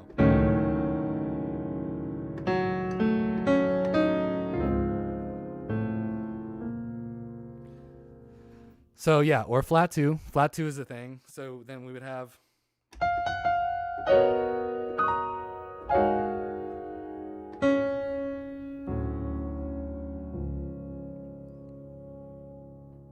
again, we have, what do we think? Flat 2, 1, or flat, or minor 4, and then 1. Or, I mean, there's so many things you could do. You could go, see again, what we're doing here, very last note is D flat. It works, you could have it be,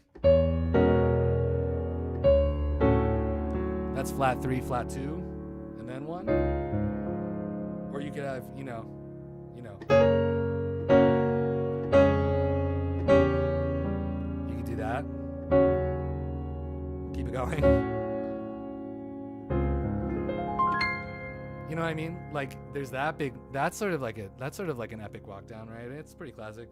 So, bo da da dee.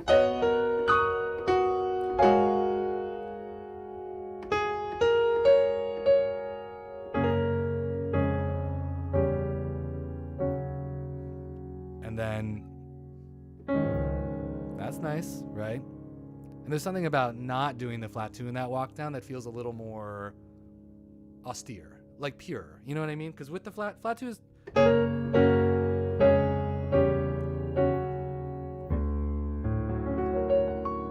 mean, that's kind of nice too. I don't know. What do you think? Flat 2 or no flat 2? See, this is the thing that arrangers do, is like these choices matter and they make a difference about how the arrangement ultimately is going to feel, right?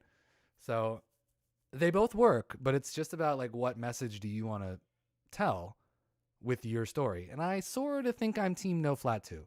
I think it feels more, you know, reverent. It feels more reverent for Mario. You know what I mean?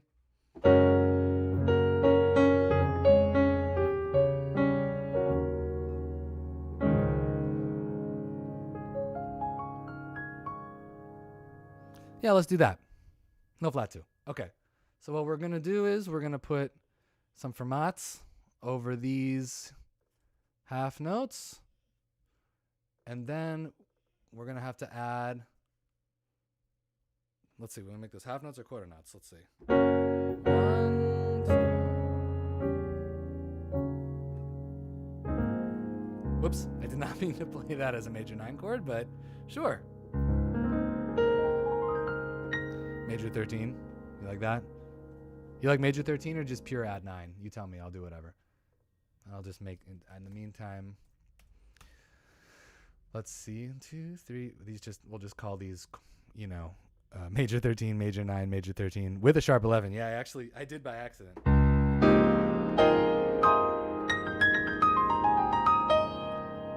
Great. Everybody loves expensive chords in this chat. Myself included. So we have, bum, dee, dee, da, da, da, da. So we'll just tack on 2 extra bars there. Delete, delete. And we'll just go ahead and call this, you know, dictated. We got G flat, D flat over F, E diminished 7, E flat minor 7, D flat, major 13, sharp 11. The kitchen sink chord. Let's put a little fermat over that. Little fermatskis. Okay, we got ourselves a chart. We got an arrangement. Now we just got to fill in the blanks. And seems like we're on track to finish, 2 hours like I was expecting. Start to finish. Maybe we'll even have time to make a little demo. Boop. Do you all feel like this is helping you so far? Is this good? Like arranging ideas, practice, it's all making sense? Those of you who don't arrange, this feel like want to make you start arranging. Those who do arrange, I hope you're getting something out of this. Okay, great. Look, we've already voiced the first 2 A's. We're great. Okay, so let's voice these strings in the B section. Here we go.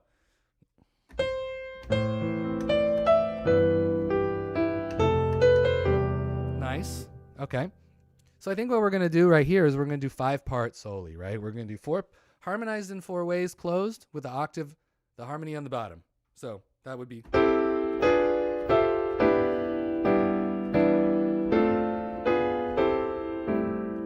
Right?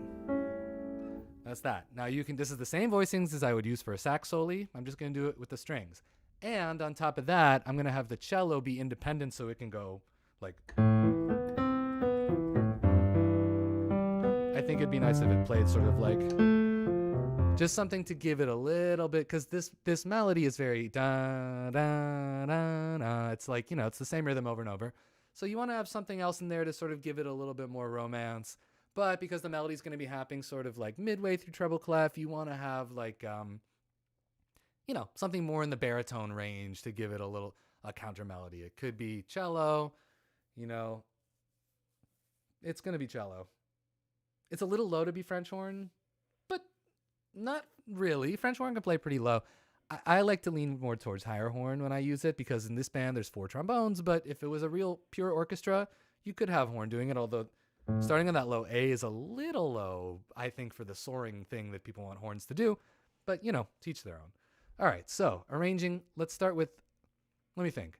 4 parts, 4 parts, 4 parts, 4. I think it's going to stay in 4 parts until it hits the giant, you know, gliss. Okay, so what we're going to do is we want the violas to double the melody down an octave. We know we want that. And so that means we have to fill in the other 3 voices, right? And so what we're going to do to make that a little bit faster for ourselves is use Finale's layer functions. And so let me just move this into layer 2 so that I can have some stems down stuff happening in the violins. And when we do this, this is a roundabout way. Show active layer only. We get layer 2. We'll put that in there. We'll put that in there. So now when I go back, I'll go back to layer 1, and we'll put this in layer 1 in the violins too. And then when I turn off show active layer only, we'll have a complete disaster of a part. Okay, but we have the notes in, so I don't have to re-input the notes. So working our way down from the top, we're harmonizing down. And so A minor 7, we're just going to harmonize the note. Now, passing tones. Oh, this is kind of a discussion point. Pause. So we've already talked about harmonizing chords, right? When you're harmonizing A minor 7, the melody is C. It's very obvious that moving down, you harmonize 7. So C is the 3rd, A is the root, G is the 7th. But then when you have D, that is not a chord in A minor 7, right? That's a non-chord tone. So how do you analyze that? Well, because it's moving between 2 chord tones, C on beat 1 and E on beat 4, this is a passing tone, right? So then there's a couple ways you can harmonize this, right? You can harmonize it diatonically, so just moving everything up a step. That would give you that. Or you could harmonize it dominantly. So you could turn that into an E7 chord and go. That's nice. Or you can harmonize like with a diminished chord, right? So you could go. Right? That's kind of nice too. That's probably what I usually lean towards that. If it was chromatic, then you could go. Like if there was an E flat before it, you know, then you might go. If it's chromatic neighbor tone, then you can just use the voicing of the chord you're landing on and just move it either way. Anyway, here we go. Let me just do so the violins. This is easy though. It's all, I think we're going to do mostly diatonic since it's nice and romantic. We don't want to get too expensive sounding, too complicated. So ba-doo-dee. I'm just doing the chord tone that comes right below the melody or the passing tone. It's going to get a little complicated with that A7. I'm going to have to do some inner moving. But for the most part, this is usually going to be thirds. Okay, so but we have C over E here.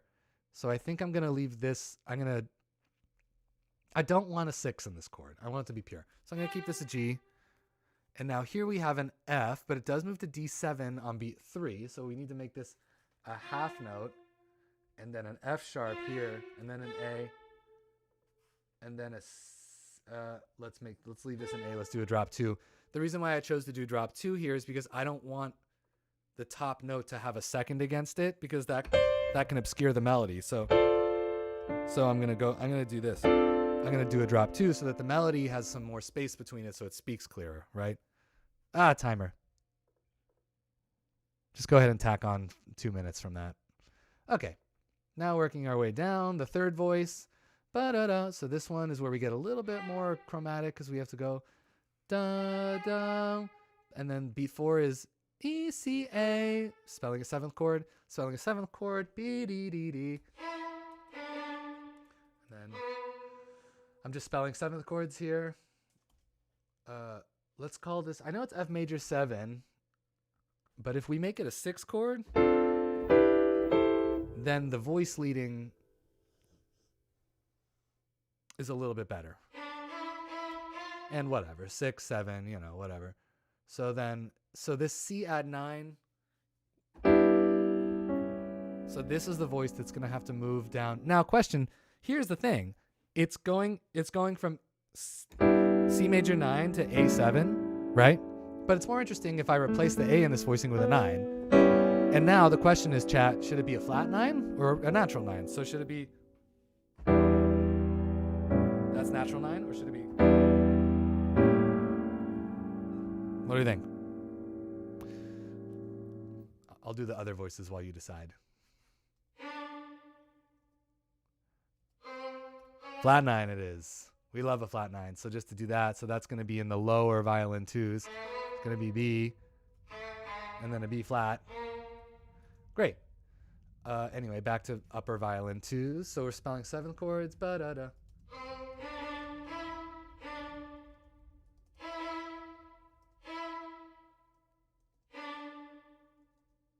B, D, D. This is an F sharp. Ba-da-da. Now it's an F natural. Make sure to put in your, always put in a courtesy accidental if it's going back on the beat 1 and it was, you know, especially on B4, you got F sharp on B4. Even though it cancels out on beat 1 of the next bar, you always put a courtesy accidental because you're not a monster. So let's see. D, D, D, D. So this is the lower voice. So we have E, F, G, natural, ba-da-da-da, B. And then we do have an open G, which is a little bit of an oh-no, but whatever. We're spelling 7 chords. We already did this one. That's our flat 9 in there. And then ba-da-da-da. We're working our way up. C, ba-da-da-da. Ba-da-da. Be-da-da-da. Let's stay on D here for the 9. And then ba-da-da-da. It's got to stay on C because that's the 7. Let's put ba-da-da, and that's it. Okay, now I do not want layer 2 on these runs. So let me just get rid of those really quick. Boop. Great. And then I'm not going to do any copy work on this to make it look clean because this is not a copyist speed run, just an orchestrating speed run. So there, you want to hear what that sounds like? Let's see what we got. Oh, let me do the cello part. So I think the cello part, and actually I'm pretty sure this is in the original. I think it goes boom. Ba-da. And you know what? Because I harmonize this, it should not land on that C, right? It should go boo-doo-doo-doo. C, because that doesn't do it in the original, but it has that big E7 chord on the end of 2. I don't want the cello to conflict. Bo, do, do, do, ba, do, do, bo, ba, do, da, dee, da, bo, do. Let's do something like this. I'm just making stuff up. I don't know. First impulse. Do.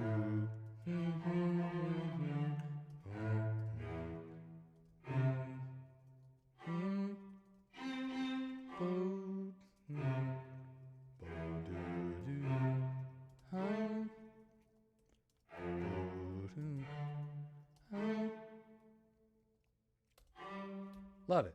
Okay, let's see what we get. That's the stuff. That's the tedium. That stuff takes time. Here we go. 25. What do we got?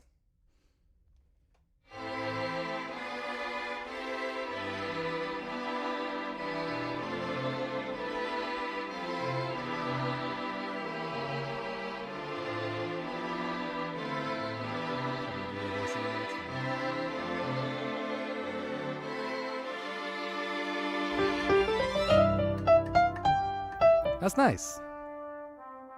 That's really nice. All right, so there's that. So I think I'm just gonna let that, okay, I'll put in maybe one little bit of texture in the horns, but it's nice to just let that be, right? So where should the texture go? In general, your rule of thumb is, this is what I'm talking about with talking about, you know, intensity layers, right? Strings are big, lush chords, these first 3 bars, you don't wanna do much. But there's this motion here where the melody just hangs, right? You do have a cello line, but it might be nice to just have something sort of pop in and out a little bit.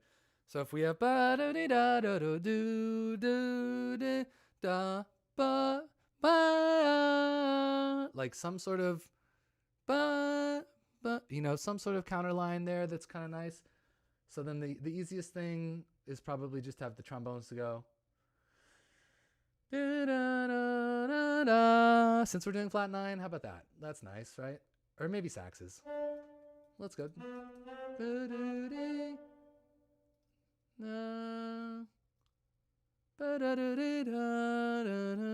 I kind of want to continue it now, actually. You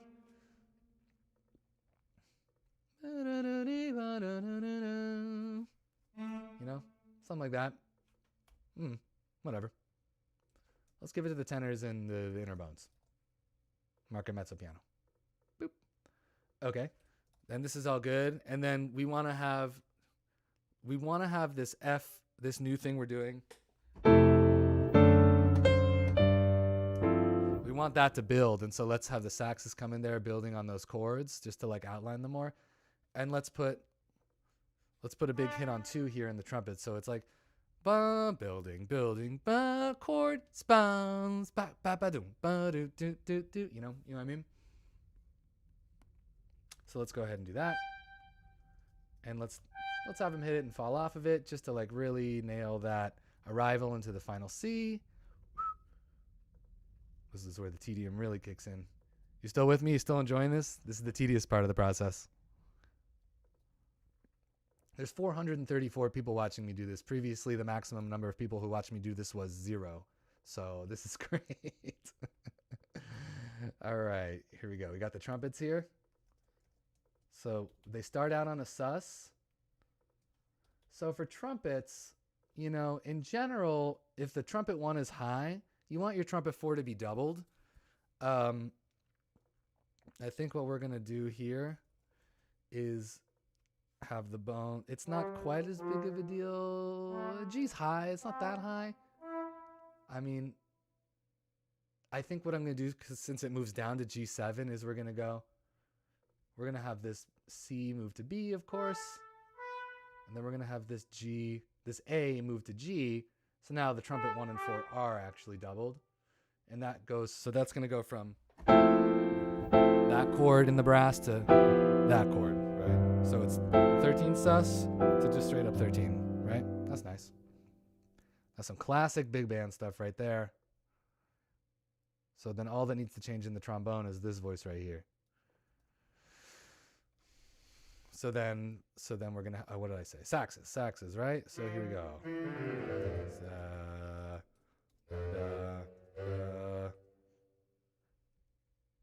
You know what? Let's have the Barry actually hit this G with everyone else on beat 2. That'll be nice. So then we're gonna have, let's have the saxes doing that. That's easy.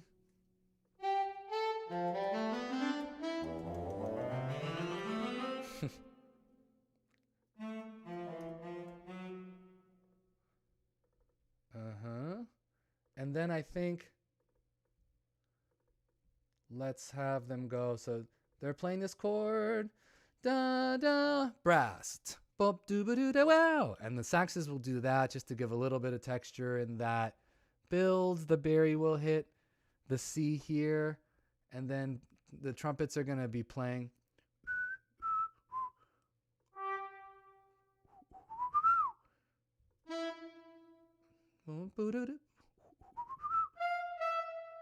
Let's have them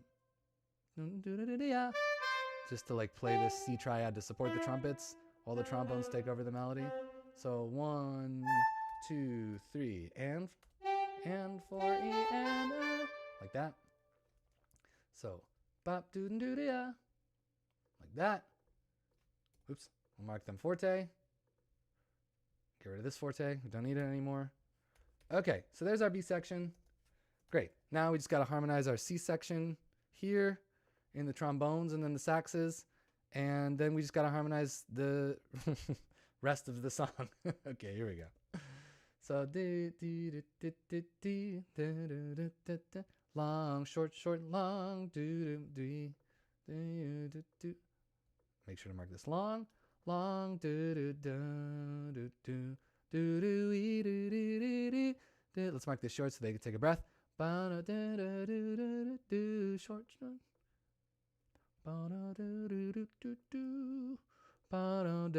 Long. Let's make that a fall. Right? Fall.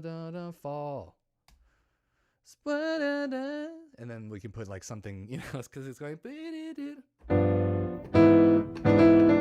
put that on saxes. You know, nice. Sorry, I haven't checked in on the chat in a while. How's everyone doing? I haven't said chat so much in my whole life. I'm a real Twitch streamer now. Okay, here we go. Okay, what was I doing? Long and fall. Great. Nice. Okay.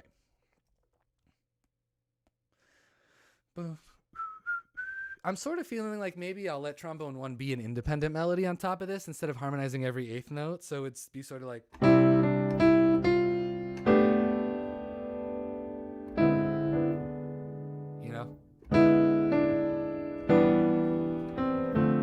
Yeah, that's what I'm going to do. So what we're going to do here is a little bit more complicated. It's going to take a little bit of time just thinking of the rhythm. So we want this to be a half note. So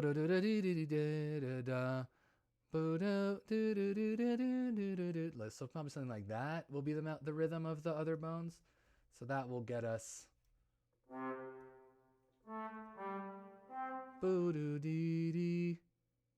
And then we could do that.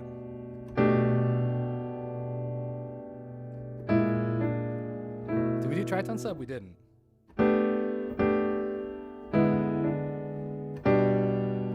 Yeah, that's what we'll do. Okay, so da da da da. So then the bass bone stay on the root. Like that. And then now we're doing a drop 2 voice thing. And then courtesy accidental, always. And then I think we're going to do that same thing we did in the strings. So like. So actually delaying the resolution of this. So this will stay G sharp. And then this resolves to A minor 7. But just for one single 8th note, because then it has to go to G minor 11. Right? On B3, our little 2-5. But you know what? That might be too much.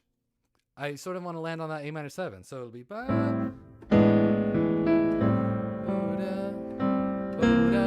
So let's actually get rid of the 2 here. That's an arranger's choice. We're putting the wall back up. Fix my kitchen. And we want to hear that.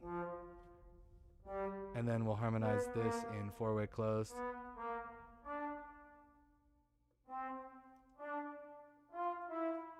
And then here's the really high.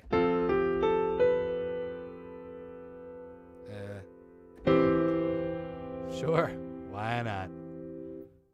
I hope you like pretending to be a French horn.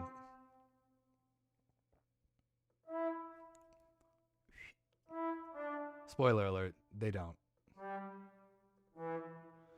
And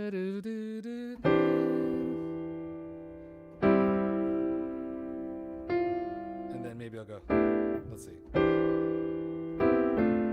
Let's harmonize this in 4. No, let's harmonize this. Let's put this in octaves. It's nice. You know, you got to play with the balance between harmonizing and not. So it's nice to sometimes have like harmony, harmony, harmony, harmony, harmony. But then this note right here, just don't harmonize just for one beat. So it's like.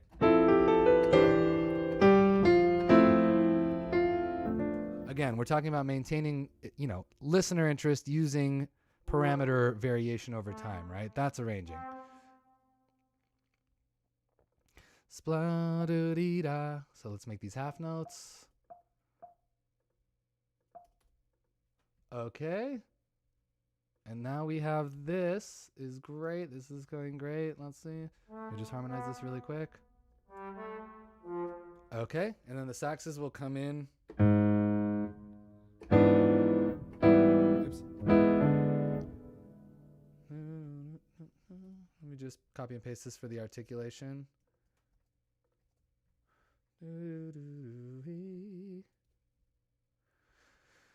Let's see. How do I want to do this? I guess I'll harmonize it. Let's do sax solo, five way. We said we were gonna do that. That'll work. So then Barry needs a G sharp. Then we're gonna do this. This works every time. Quick and easy. Probably something more interesting. Whatever. It's a speed run. I forgot. Don't forget, it's a speed run. Okay, so when you're harmonizing sax solos in 5 parts, because you have 5 staves to work with instead of just 4, or just 3 really, like the upper strings, we don't need to do any layer 2, mishigas here. We'll just copy and paste. Let's harmonize based on what's going on. Then you drop 2 here.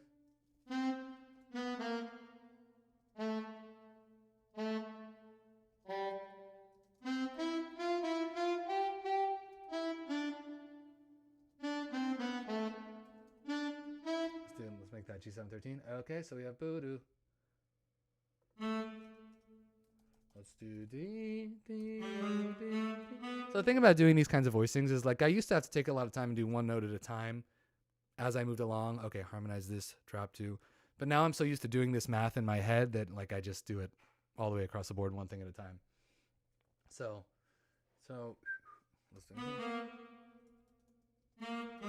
This is a G natural.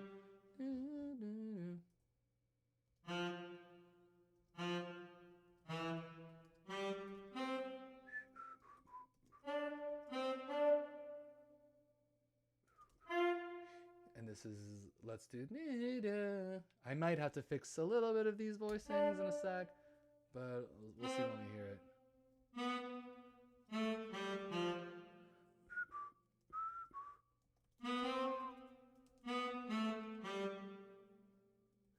And then, this is the 13 sus. Okay. So last one.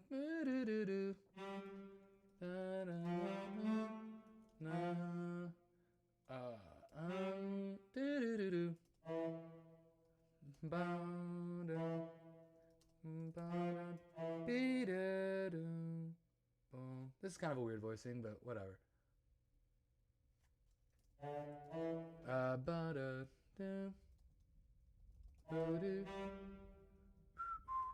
Oh, I see what happened. There we go.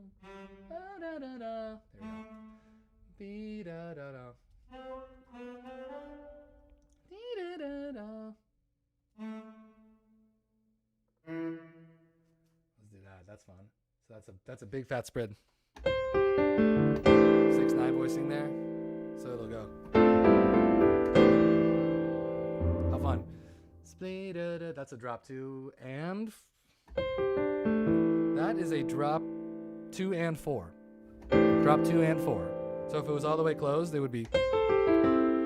So you drop 2, the second voice, and then you drop 4, which is the E, and you get this. Then you have 2 roots. Swap the root out, second root out for a 9 because you don't need it. You got that. Classic. In fact, I marked that as staccato, but let's mark that as legato because we want everyone to hear that nice chord that we spelled. Very cool. And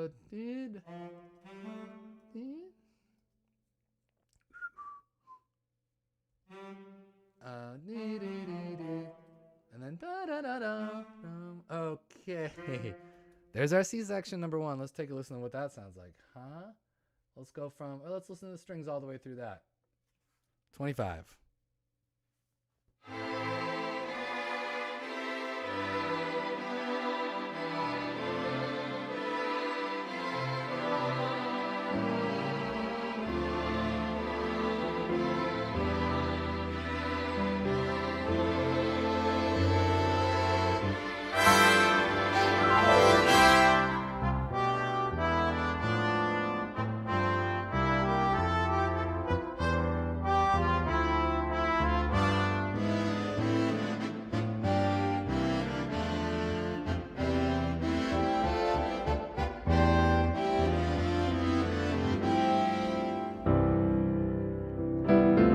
Yeah, we got something. This is nice.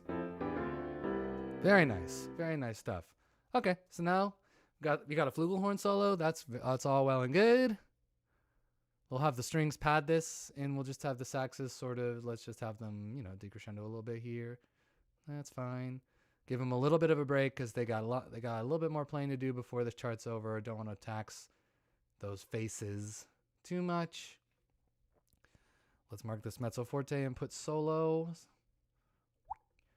Just be very clear. Just be very clear. You never know. People are going to sight read this stuff. You have to be as clear as possible. Time is money. Every question about the form asked in rehearsal is money lost. Okay. Boom, do, do, do, do. That'll be strings and stuff. Okay, so now we're building out of this. But there's still some soloing over it. So you don't want the build to come crashing in really, but you know, you want to hear that. So I think the easiest thing to do here is just have the trombone skis. Definitely outlining the sus chord here.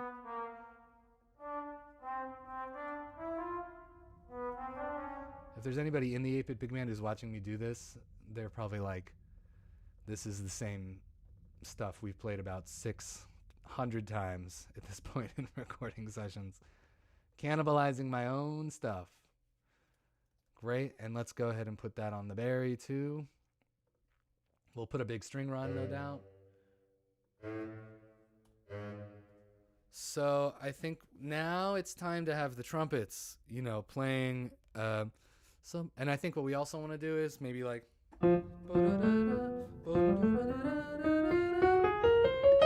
wow, I landed right on the right note. How great. I love when that happens.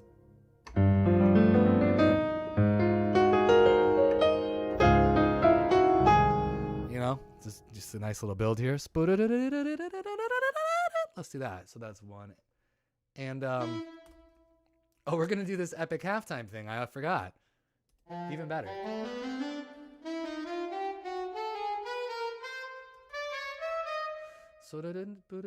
Great.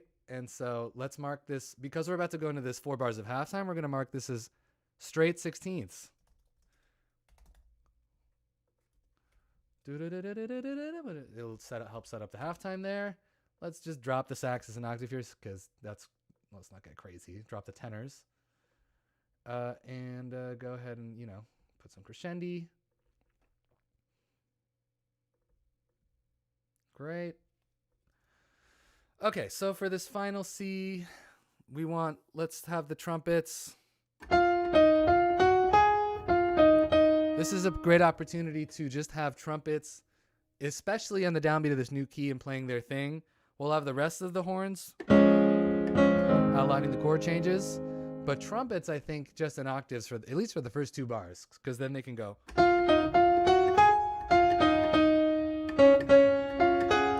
And then maybe that's nice and like, whoa, and then they break into harmony. Again, we're playing with, this is another parameter we play with, how much harmonizing. Unison, thirds, 4 notes, it's like another thing we play with. So let me just copy and paste this here. Let's get that in there.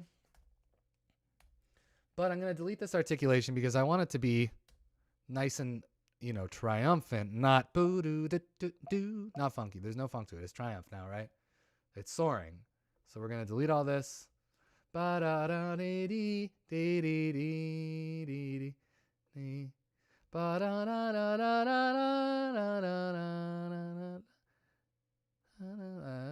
I'll break it up like that, just make it a little bit easier to read.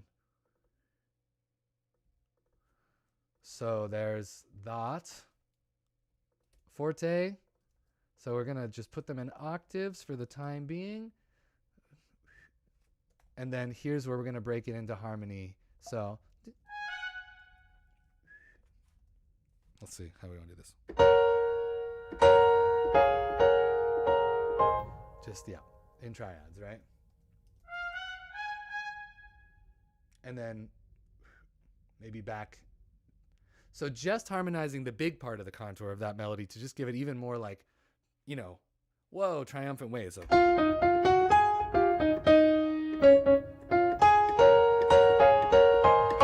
And then back.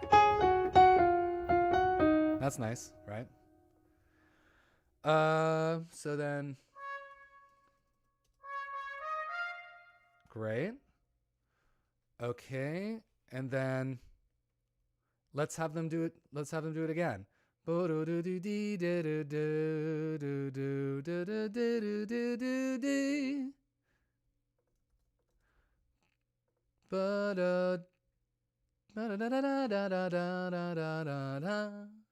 And then this second ending is a little different. Let me just change this really quick.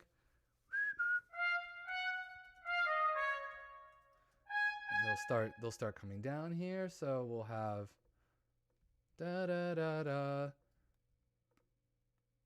down.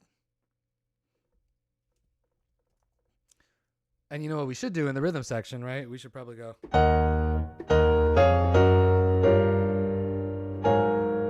The old walk up. Let's do it. I'm just going to copy and paste it from somewhere else. Do.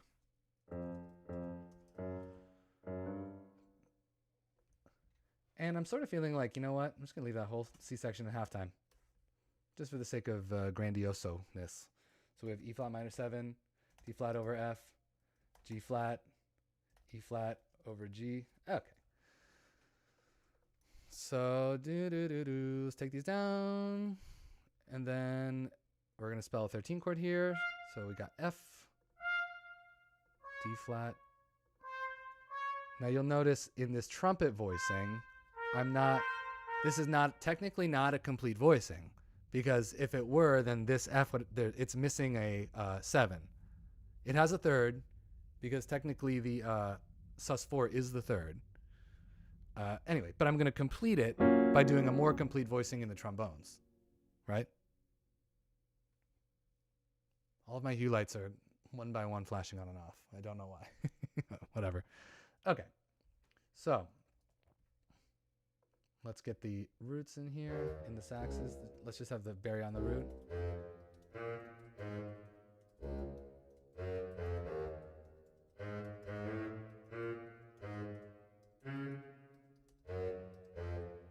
And then we'll have that stop for a little bit, because let's not go crazy. And then I sort of want to double this in the saxes for the sake of speed. It's easy. Whatever. But then this is too... Nah, can't do it. Yeah, fuck it. Sake of speed. Okay. So then in the trombones, we're going to have...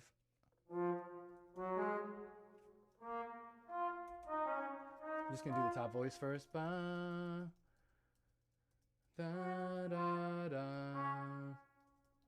da, da, da, da, short. Da.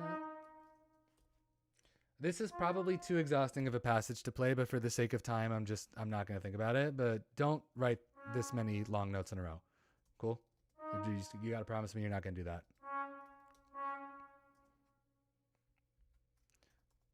And then boom.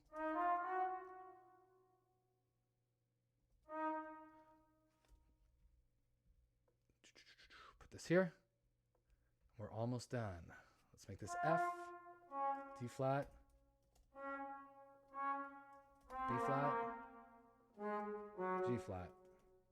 And then I think what I'm going to do here is this is going to be an 8th note build, and then this will be longer. Okay, let me just spell these chords really quick, and then we're almost done, I believe.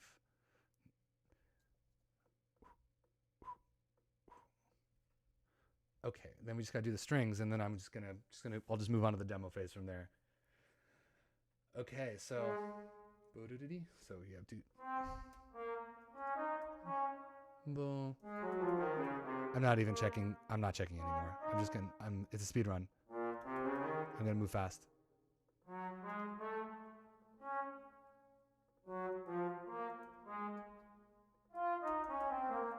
And then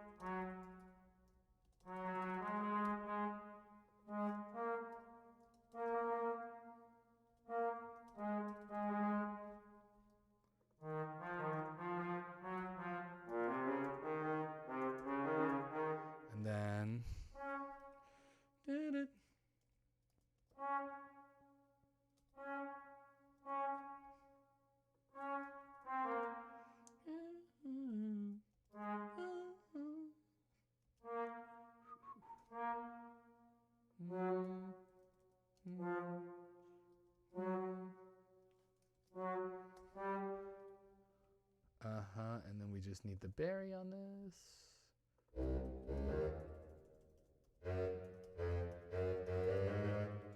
Okay, let's check that really quick.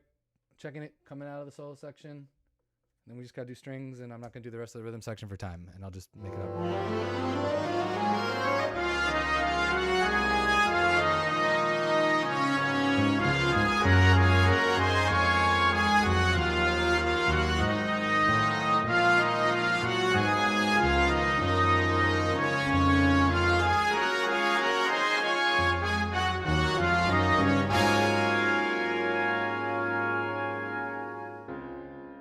Yeah, listen, there's some little bit of weirdness in those voicings. I'd probably refine those sax voicings if I had more time, but it is what it is, right? Okay. Last step is the strings. And then we've got enough to work with for me to just quickly knock out a demo and we'll be good to go. Okay, so let's start at the top. We definitely want some strings. That seems straightforward. Let's put those bad boys in there.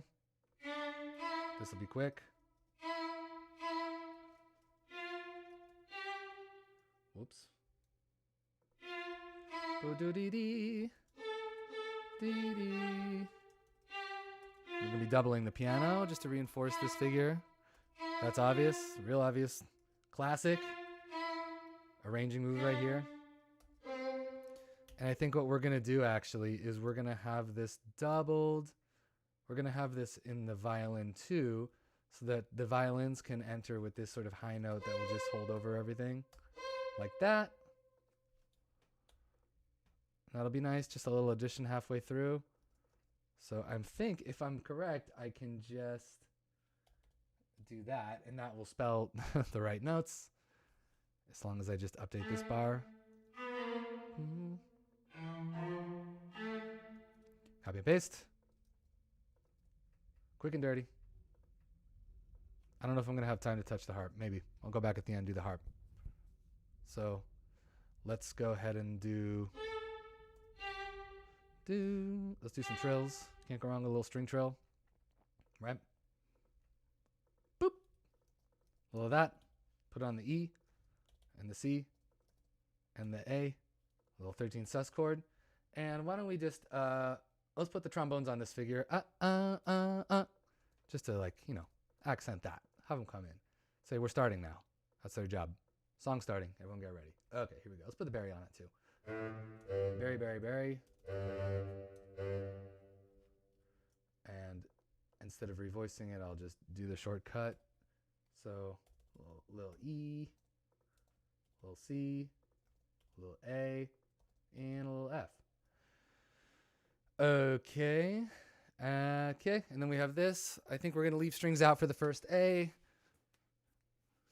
And then, you know, what we can do is let's put the cellos and the violas on this guide tone line that we've built here. So that would be, so here we go. Let's see, violas there and cellos. Do da da da da da da da da. Da da da da. And then we'll just change it a little bit, just, you know, for the sake of them. Or you know what? This will be cellos, and then we have to alter this guide tone a little bit in the second. So da da, because the horns take over the melody, so the cello has to do something else. Da da da, and then bum. Do, do, do. And then this is where we'll do, let's go. And we'll do that. That old chestnut. Bo. Do.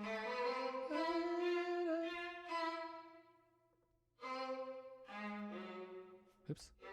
Okay. Let me just put in this viola part right here. So that's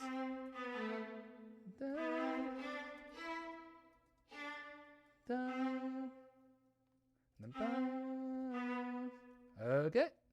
There's that. There's some strings there. Okay, then we have the strings taking over. B1. Now the strings, they have this run up here, so let's do this high line. I'm gonna take these violin 2s down so that we can have 3 octaves, right? We're gonna have, here we go, we're almost there. G, I think it can just hang out on G for all this. Like,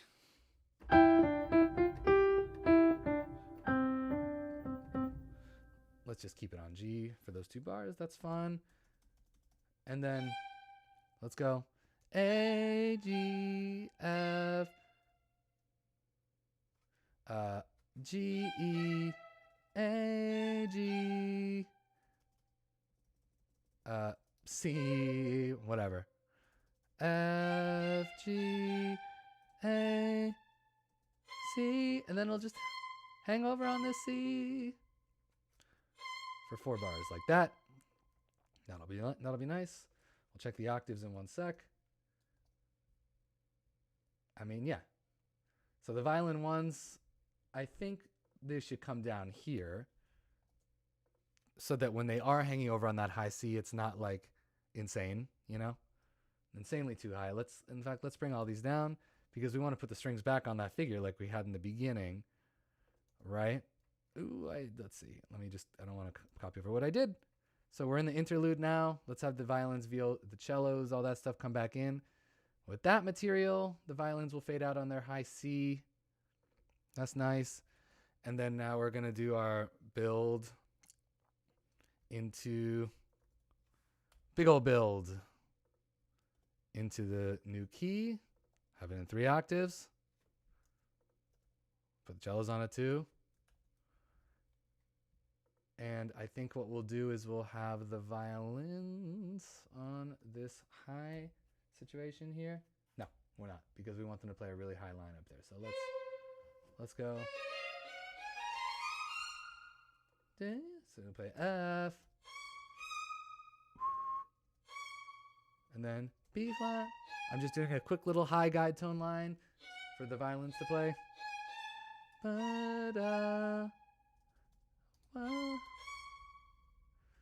And then let's keep them on there. And then they'll double the melody. Great. I think we're in business. Let's put that everywhere. All the strings. I'm working so fast, not really checking octaves super well, but whatever. They'll figure it out. Okay, and now we got our ending. And you know what? Let's have the flugelhorn soloing over the ending, right? That'll be nice. There's no time to switch to flugelhorn, but we're not thinking about that right now. Okay. So we got the strings here again, and now we got our chords here at the end. So we have B major 9. Let me remind myself. Right. So let's spell those first.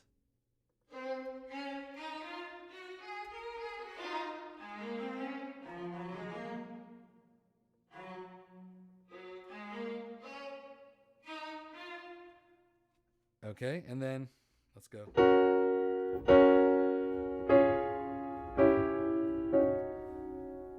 So I think these are just going to hold. Da, da.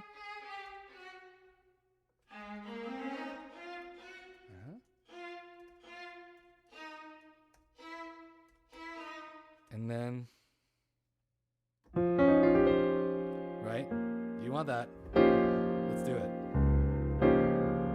We have 1, 2, 3, 4, 5, 6, 7 notes in this chord, so we're going to do some divisi.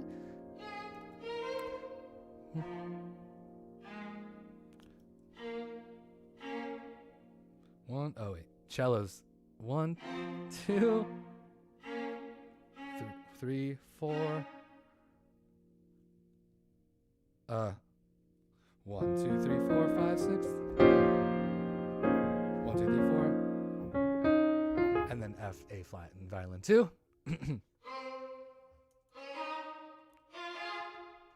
Nice.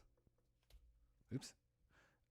And then let's just put these chords in the horns. That's not what I want. Where's the regular format? There it is. Put these chords in the horns and call it an arrangement, right? Okay. So the trumpet player is gonna be soloing over this. So let's put these in the saxes. Let's go like this.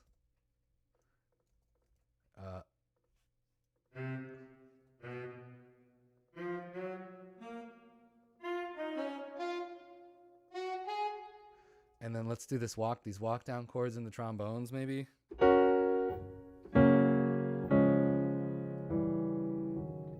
It's just the same ones but down an octave.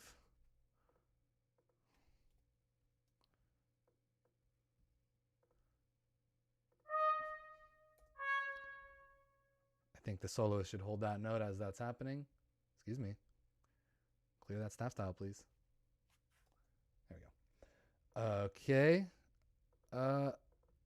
And let's give this to the Barry. Okay, and then everybody, what do you think? Trumpet harmons on the last note? Kind of thing? A little buzz?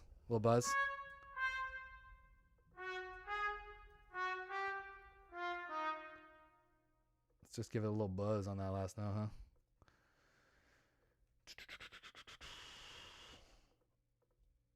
And harmon. There we go. And then let's do the final voicing here.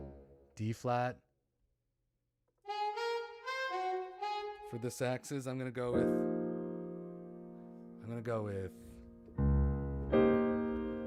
that, and then I'll do a more need that. There's that sharp 11. So I'm not really thinking so much about every section's 4 notes that they're the right chord, but just spelling out a nice big chord on the piano to make sure we have everything we need across all the sections this time, right? So F. Okay, that ought to do it. Oh. Mezzo piano. Is that it? Have we done it? Good enough for jazz, baby. Let's see. Let's listen to the whole thing. All right, what we got? Yeah, 2 hours and 3 minutes. I mean, it's not done. There's no bass part. There's no drum part. But like, if I made a lead sheet instead of orchestrating a whole rhythm section, it could be considered done. Is anyone ever really done? You know, being done with an arrangement is subjective anyway. Let's take a listen. Let's see what we get.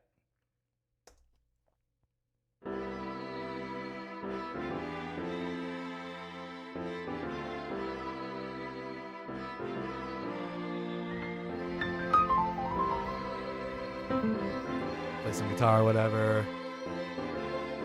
No, I usually write out a whole drum part and a bass part, but this is a speed run.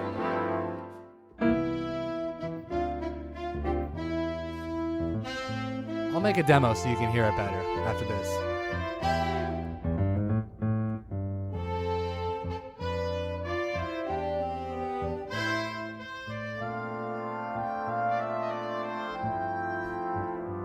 It is Take Me or Leave Me from Rent.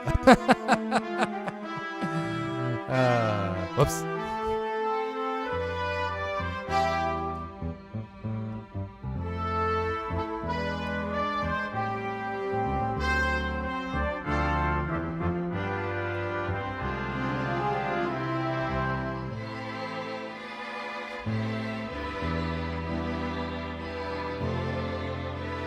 Yeah, this is nice. I mean, you know, it's a good starting point. Normally, I would probably take a few days, sleep on it, come up with some other ideas, come back to it. But this is a speed run.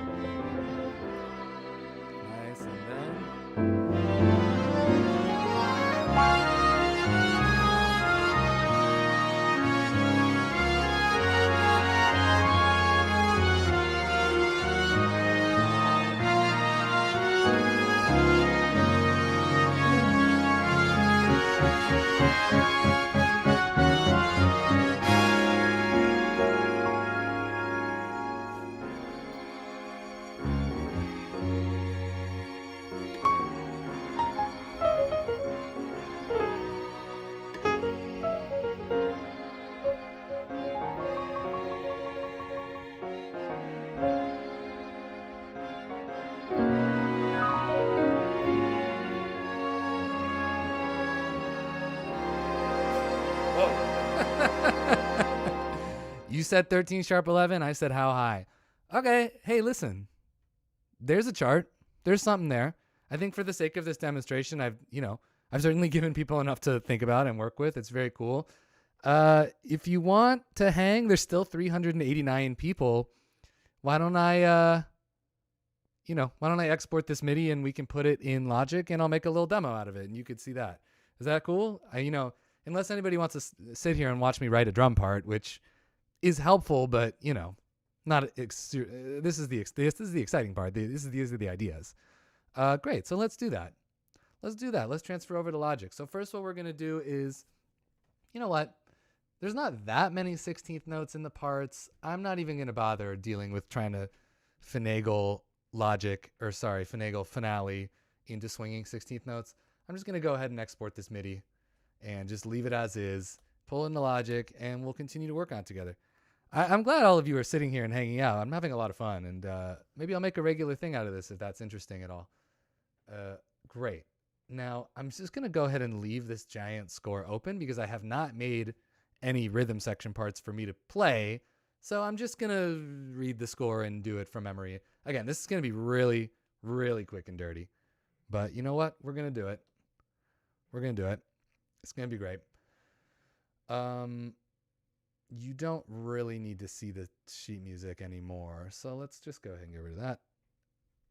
And let's go Logic. So this is my big band template here. We're gonna be sticking with MIDI because I don't want to deal with plugging in and miking stuff. So I hope that's cool. And yeah, let me load in the. This is the quick and dirty thing I do. Just export the MIDI. If I wanted to make a really professional sounding demo for release or public consumption, I would hand play and all and program in the MIDI CCs, and I'd probably honestly just pick up my trumpet and my trombone, my valve trombone. I would play the parts and use Melodyne and make myself sound like not an amateur. But for the time being, we're just going to import this MIDI spit out directly from Finale, and it's going to be super square, but it's going to give you the idea. Cool? And so let's see. Orchestrator Emulator. Nope, that's this album. Album 6 ?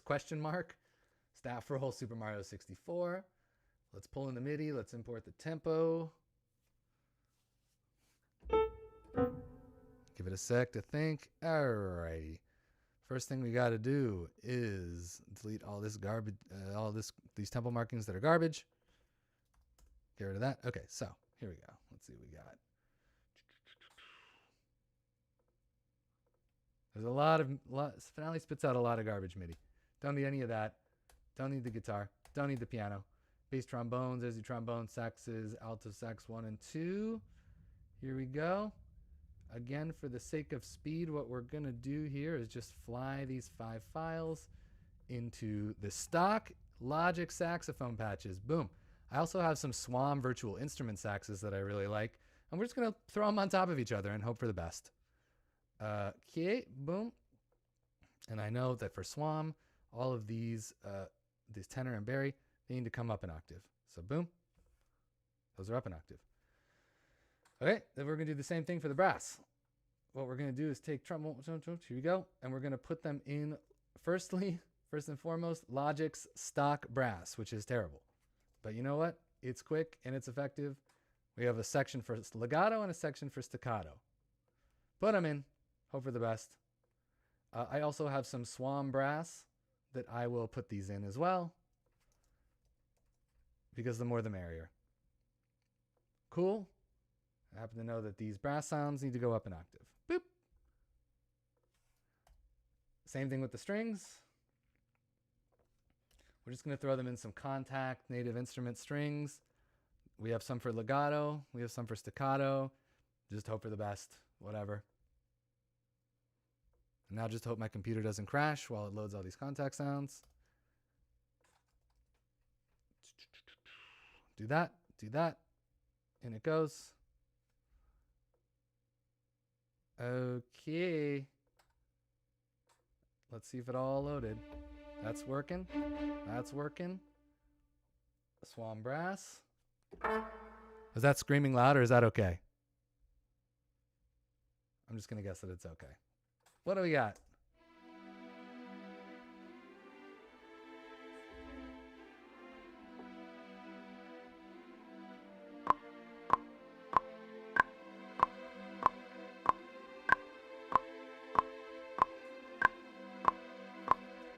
It's so-so. It's whatever. Let's see what the horns sound like.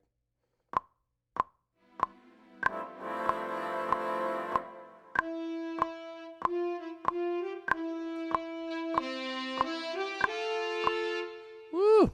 It's gonna work. Whatever. It's good enough for jazz. I'll just record some rhythm section and we'll call it a day. First, let me just move everything over by 1 bar. Boom. Okay. Just record some MIDI CC information here that I know is important for the SWAM instruments to sound not terrible. Okay. Let's play some drums. How about some drums? Whatever. Stock patch. Who cares? Great. Okay. Here we go. Let's see if I can remember this arrangement that I just did.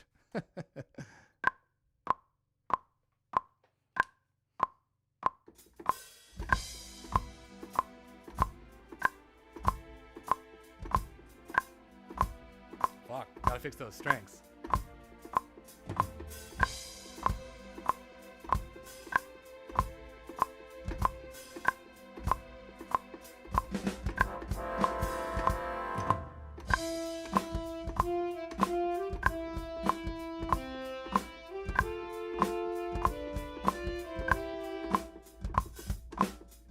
We'll get to the bongos.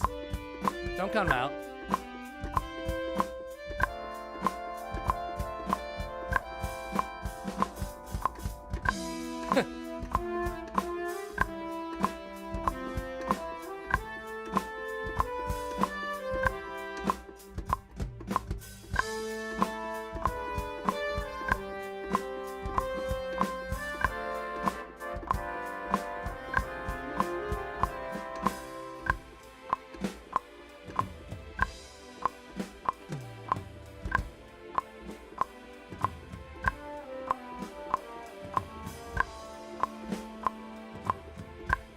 Or whatever.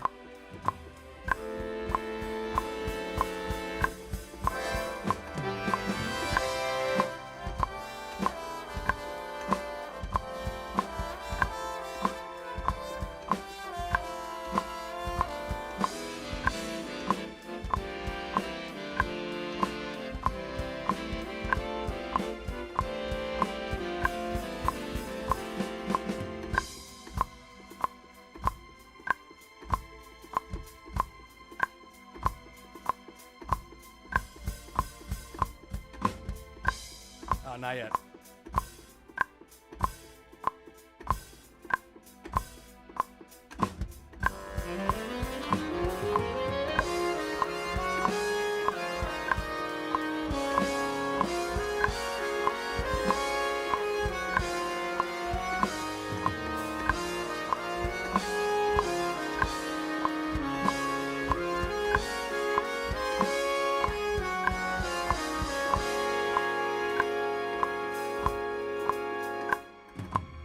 Oh, what happened? What happened? Did I overcount? Ah, I was doing so well, too. Da-da-da-da, 3. I see, right. I made that a 2/4 bar in my head. 1,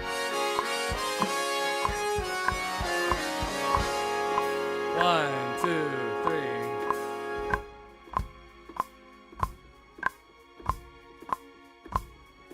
I'm gonna have to fix this MIDI.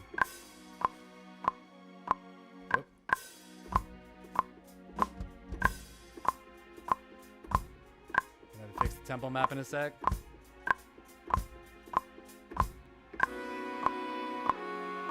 So let's slow that. Let's slow that right down, and let's get rid of these 2 random notes here. Get rid of that note. Get rid of that note. Okay. And so we go.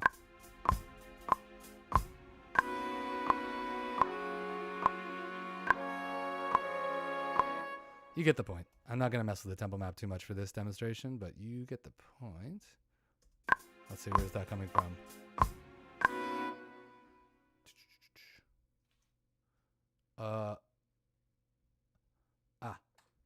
There it is. Okay.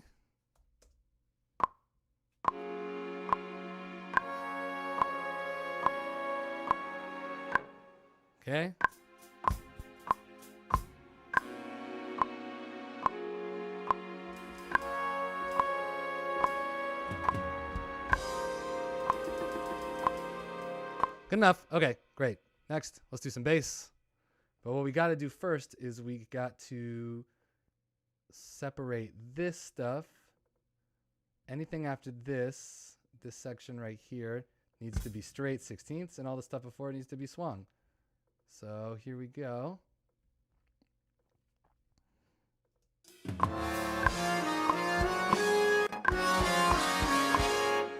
Okay, so this is all straight 16th, and this is all swung 16th. Let's do swing 16D.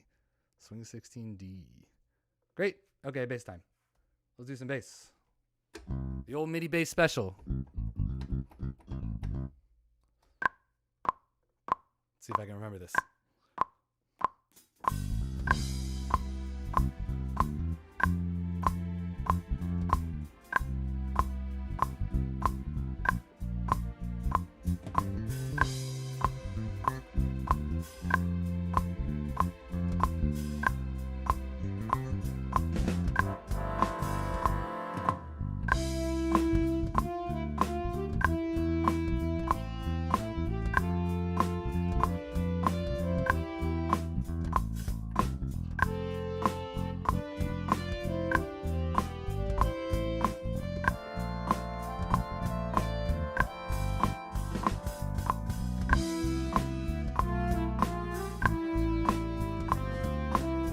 Nice rearm, everybody.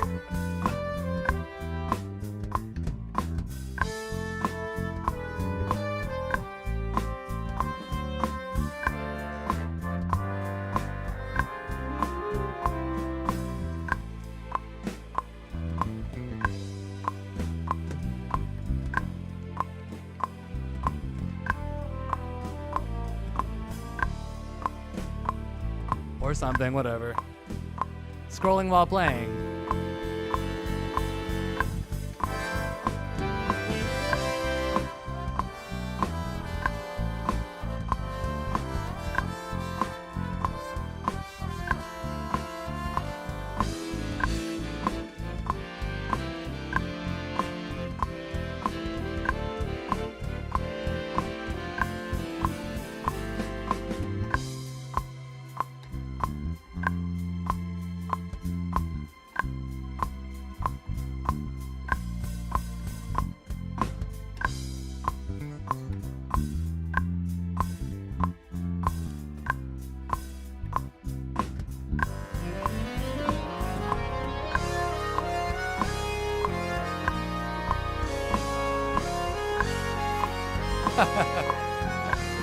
This halftime.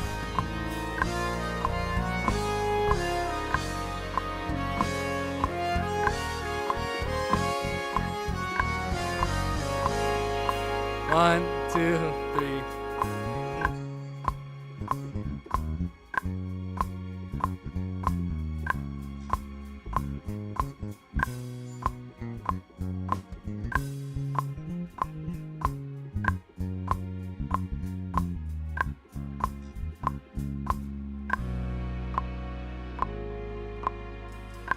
Oh, damn it.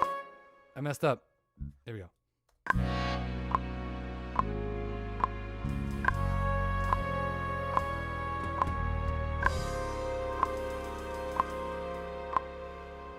All right, pretty good. Yeah, pretty good. Just going to go ahead and quantize that. Whatever, not think about it. Okay, now for some keys. Now, I think we absolutely have to have... We need this. I mean, come on. How can you not, right? Gotta have that. It's not Mario 64 without DX7, right? Come on. All right. Let's see what we got. And you know what? I'll probably just record this patch and copy and paste it and maybe do like a layer of DX7 and, regular piano, right? So here we go. Ooh, I gotta scroll back.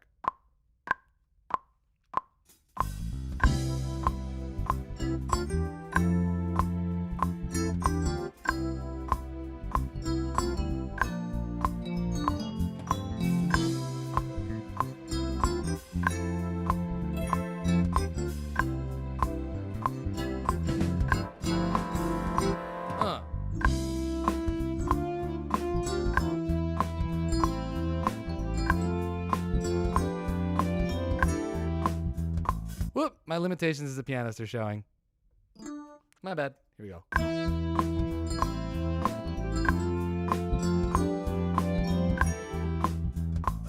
One more time. I didn't delete the right thing. Do.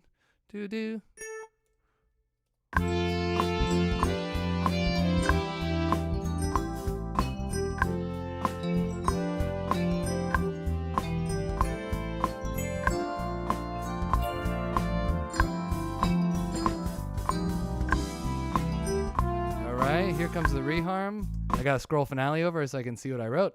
Okay.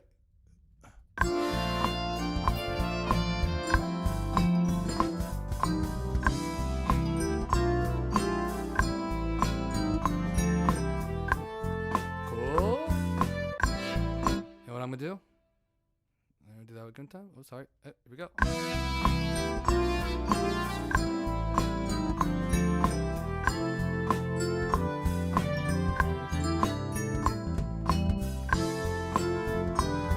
Ah, that's E7. That's E7.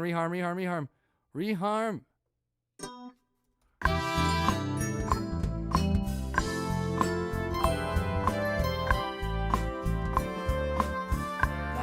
Yeah, that's what it was.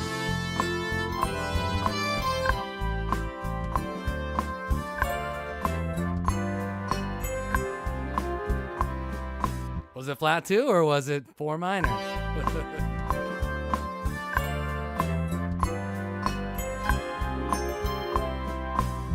Yeah, nice. Okay, now for the B section, probably just do this and then I don't know how much more I want to add. Maybe I'll do some organ, then we'll call it a track, and then maybe I'll do a little Q&A for a half hour. All right, here it comes.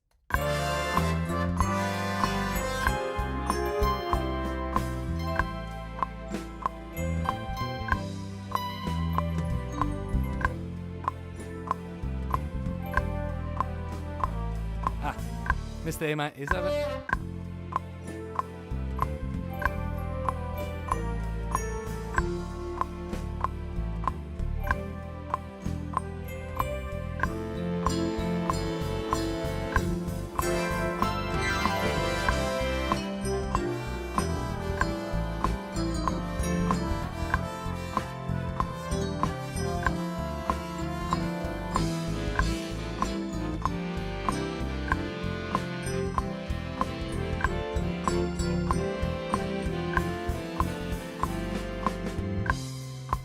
Nice. Almost there.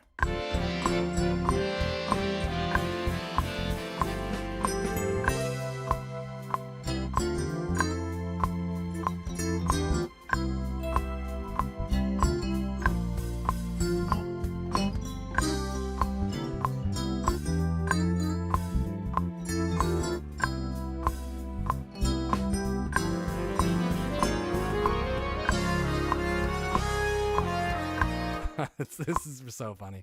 All right, let me turn the page. Okay.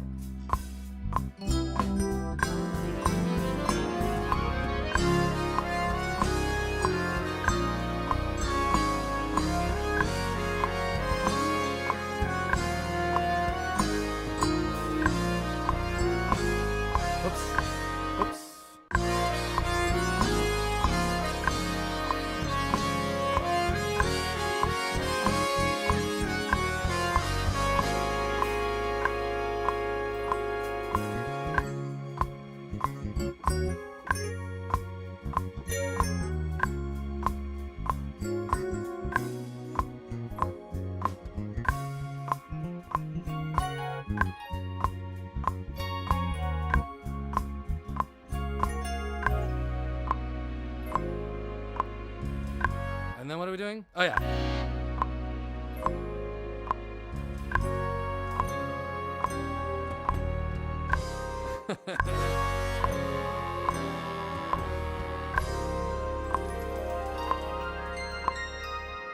Sure. Great. I love it. Okay. This is great.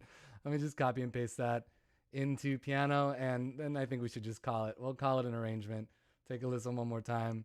It's definitely rough around the edges MIDI-wise, but you know what? It gives you the idea, don't it? Here it comes one more time. Here's what we got. Again, I would spend way more time on this if I was, preparing it for release, but...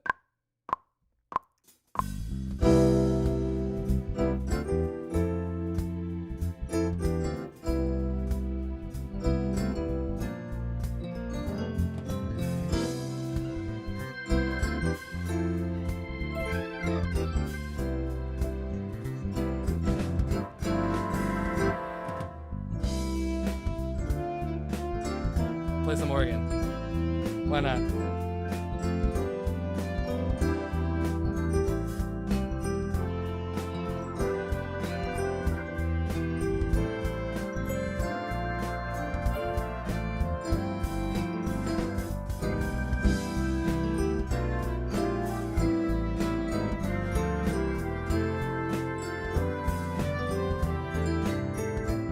What are the chords?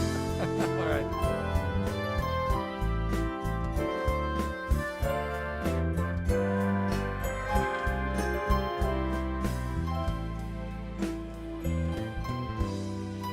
This needs like celeste or something on the B section, right?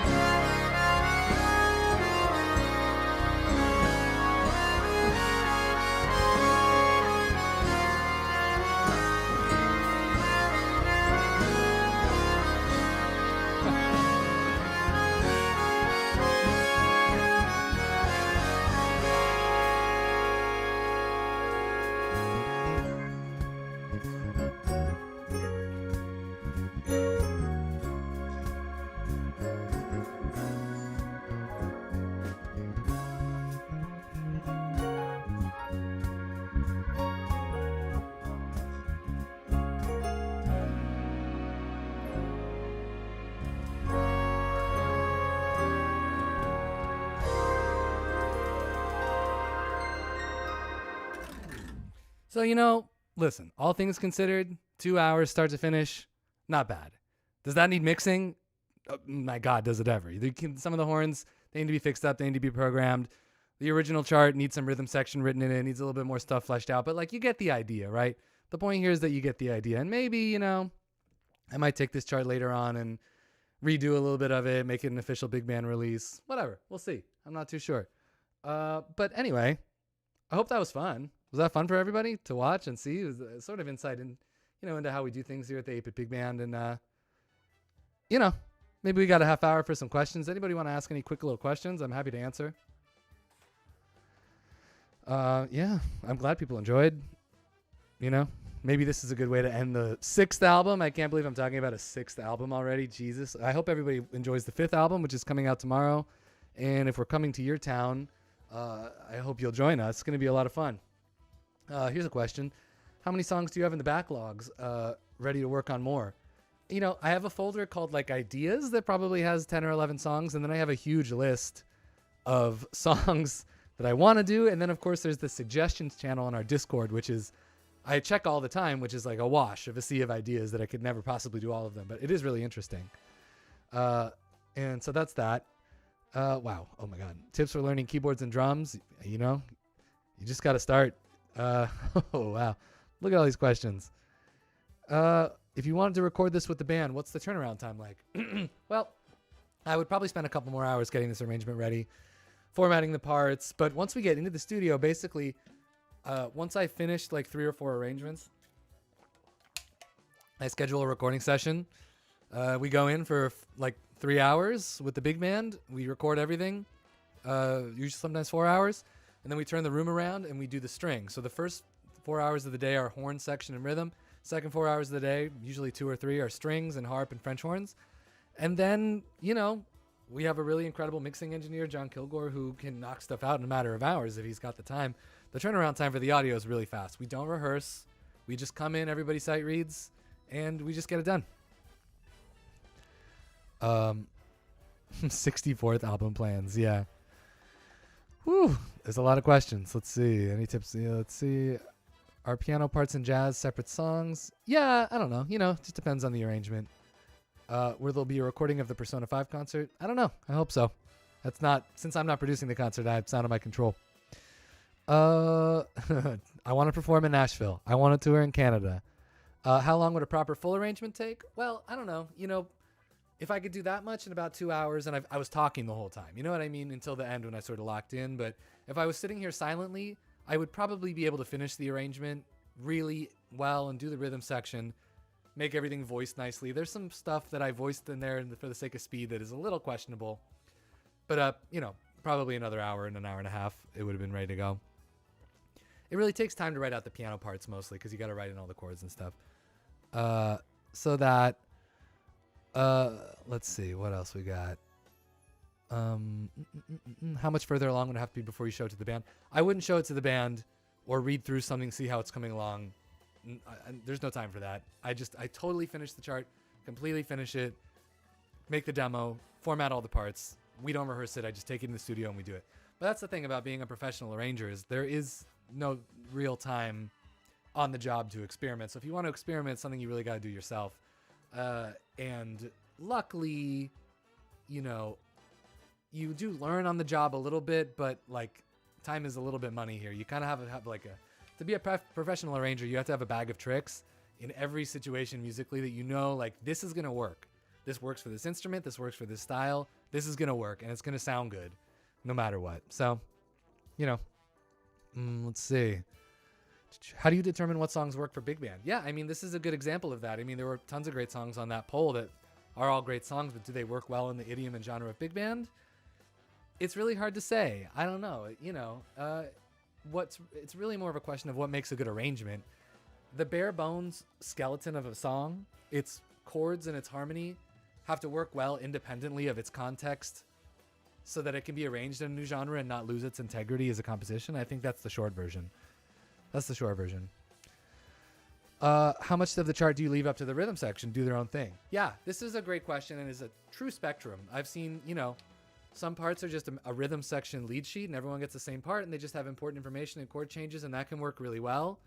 I would write out a part for every instrument, but I only write key things that I absolutely want to be played on the instruments, and the rest I sort of leave as slashes, or rhythm hits.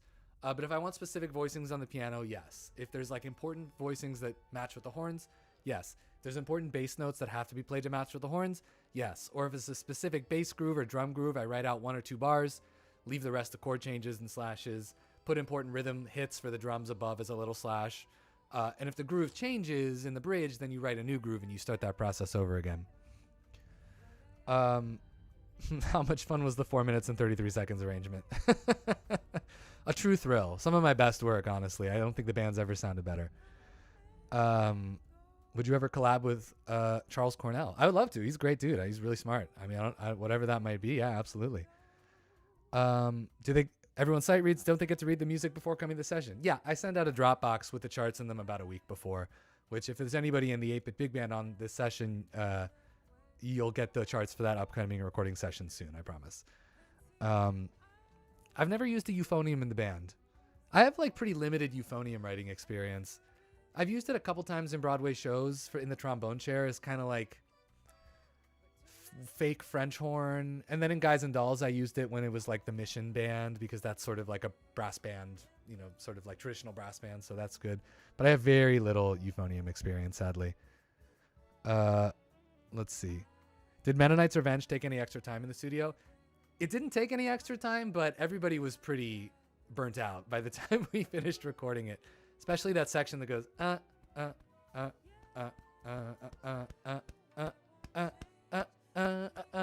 we were all like, It was really, really difficult. Let's see what else. Will you ever tour farther into Europe? I certainly hope so.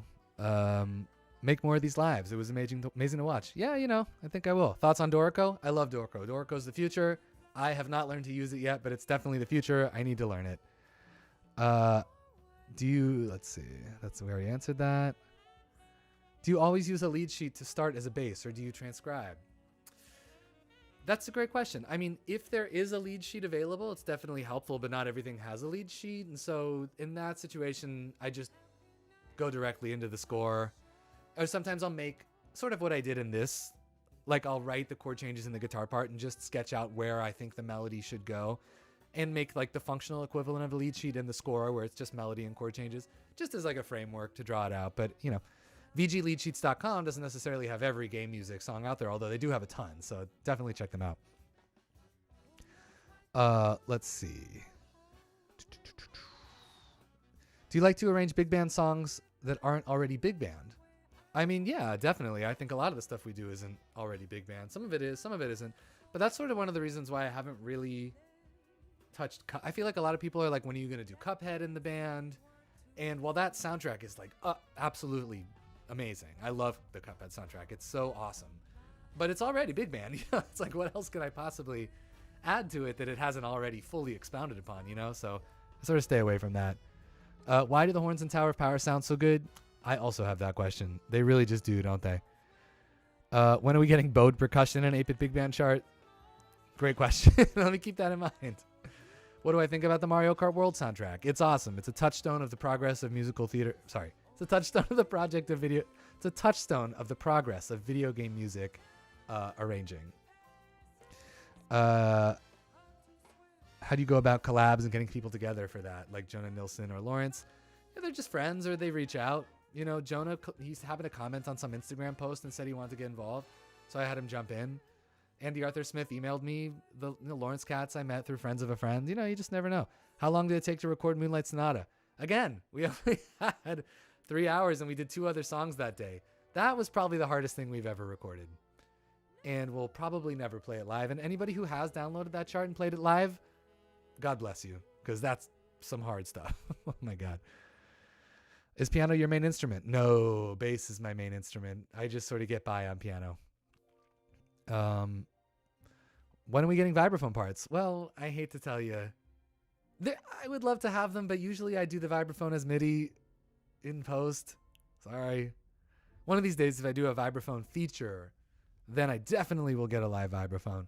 But 80% of the time, the guitar playing is me sitting right here in post. Vibes, aux percussion. You know, sorry. We'll get some real percussion one of these days. Let's see what else. What about the chimbasso? I love the chimbasso. That thing's awesome. I'm going to use it more for sure.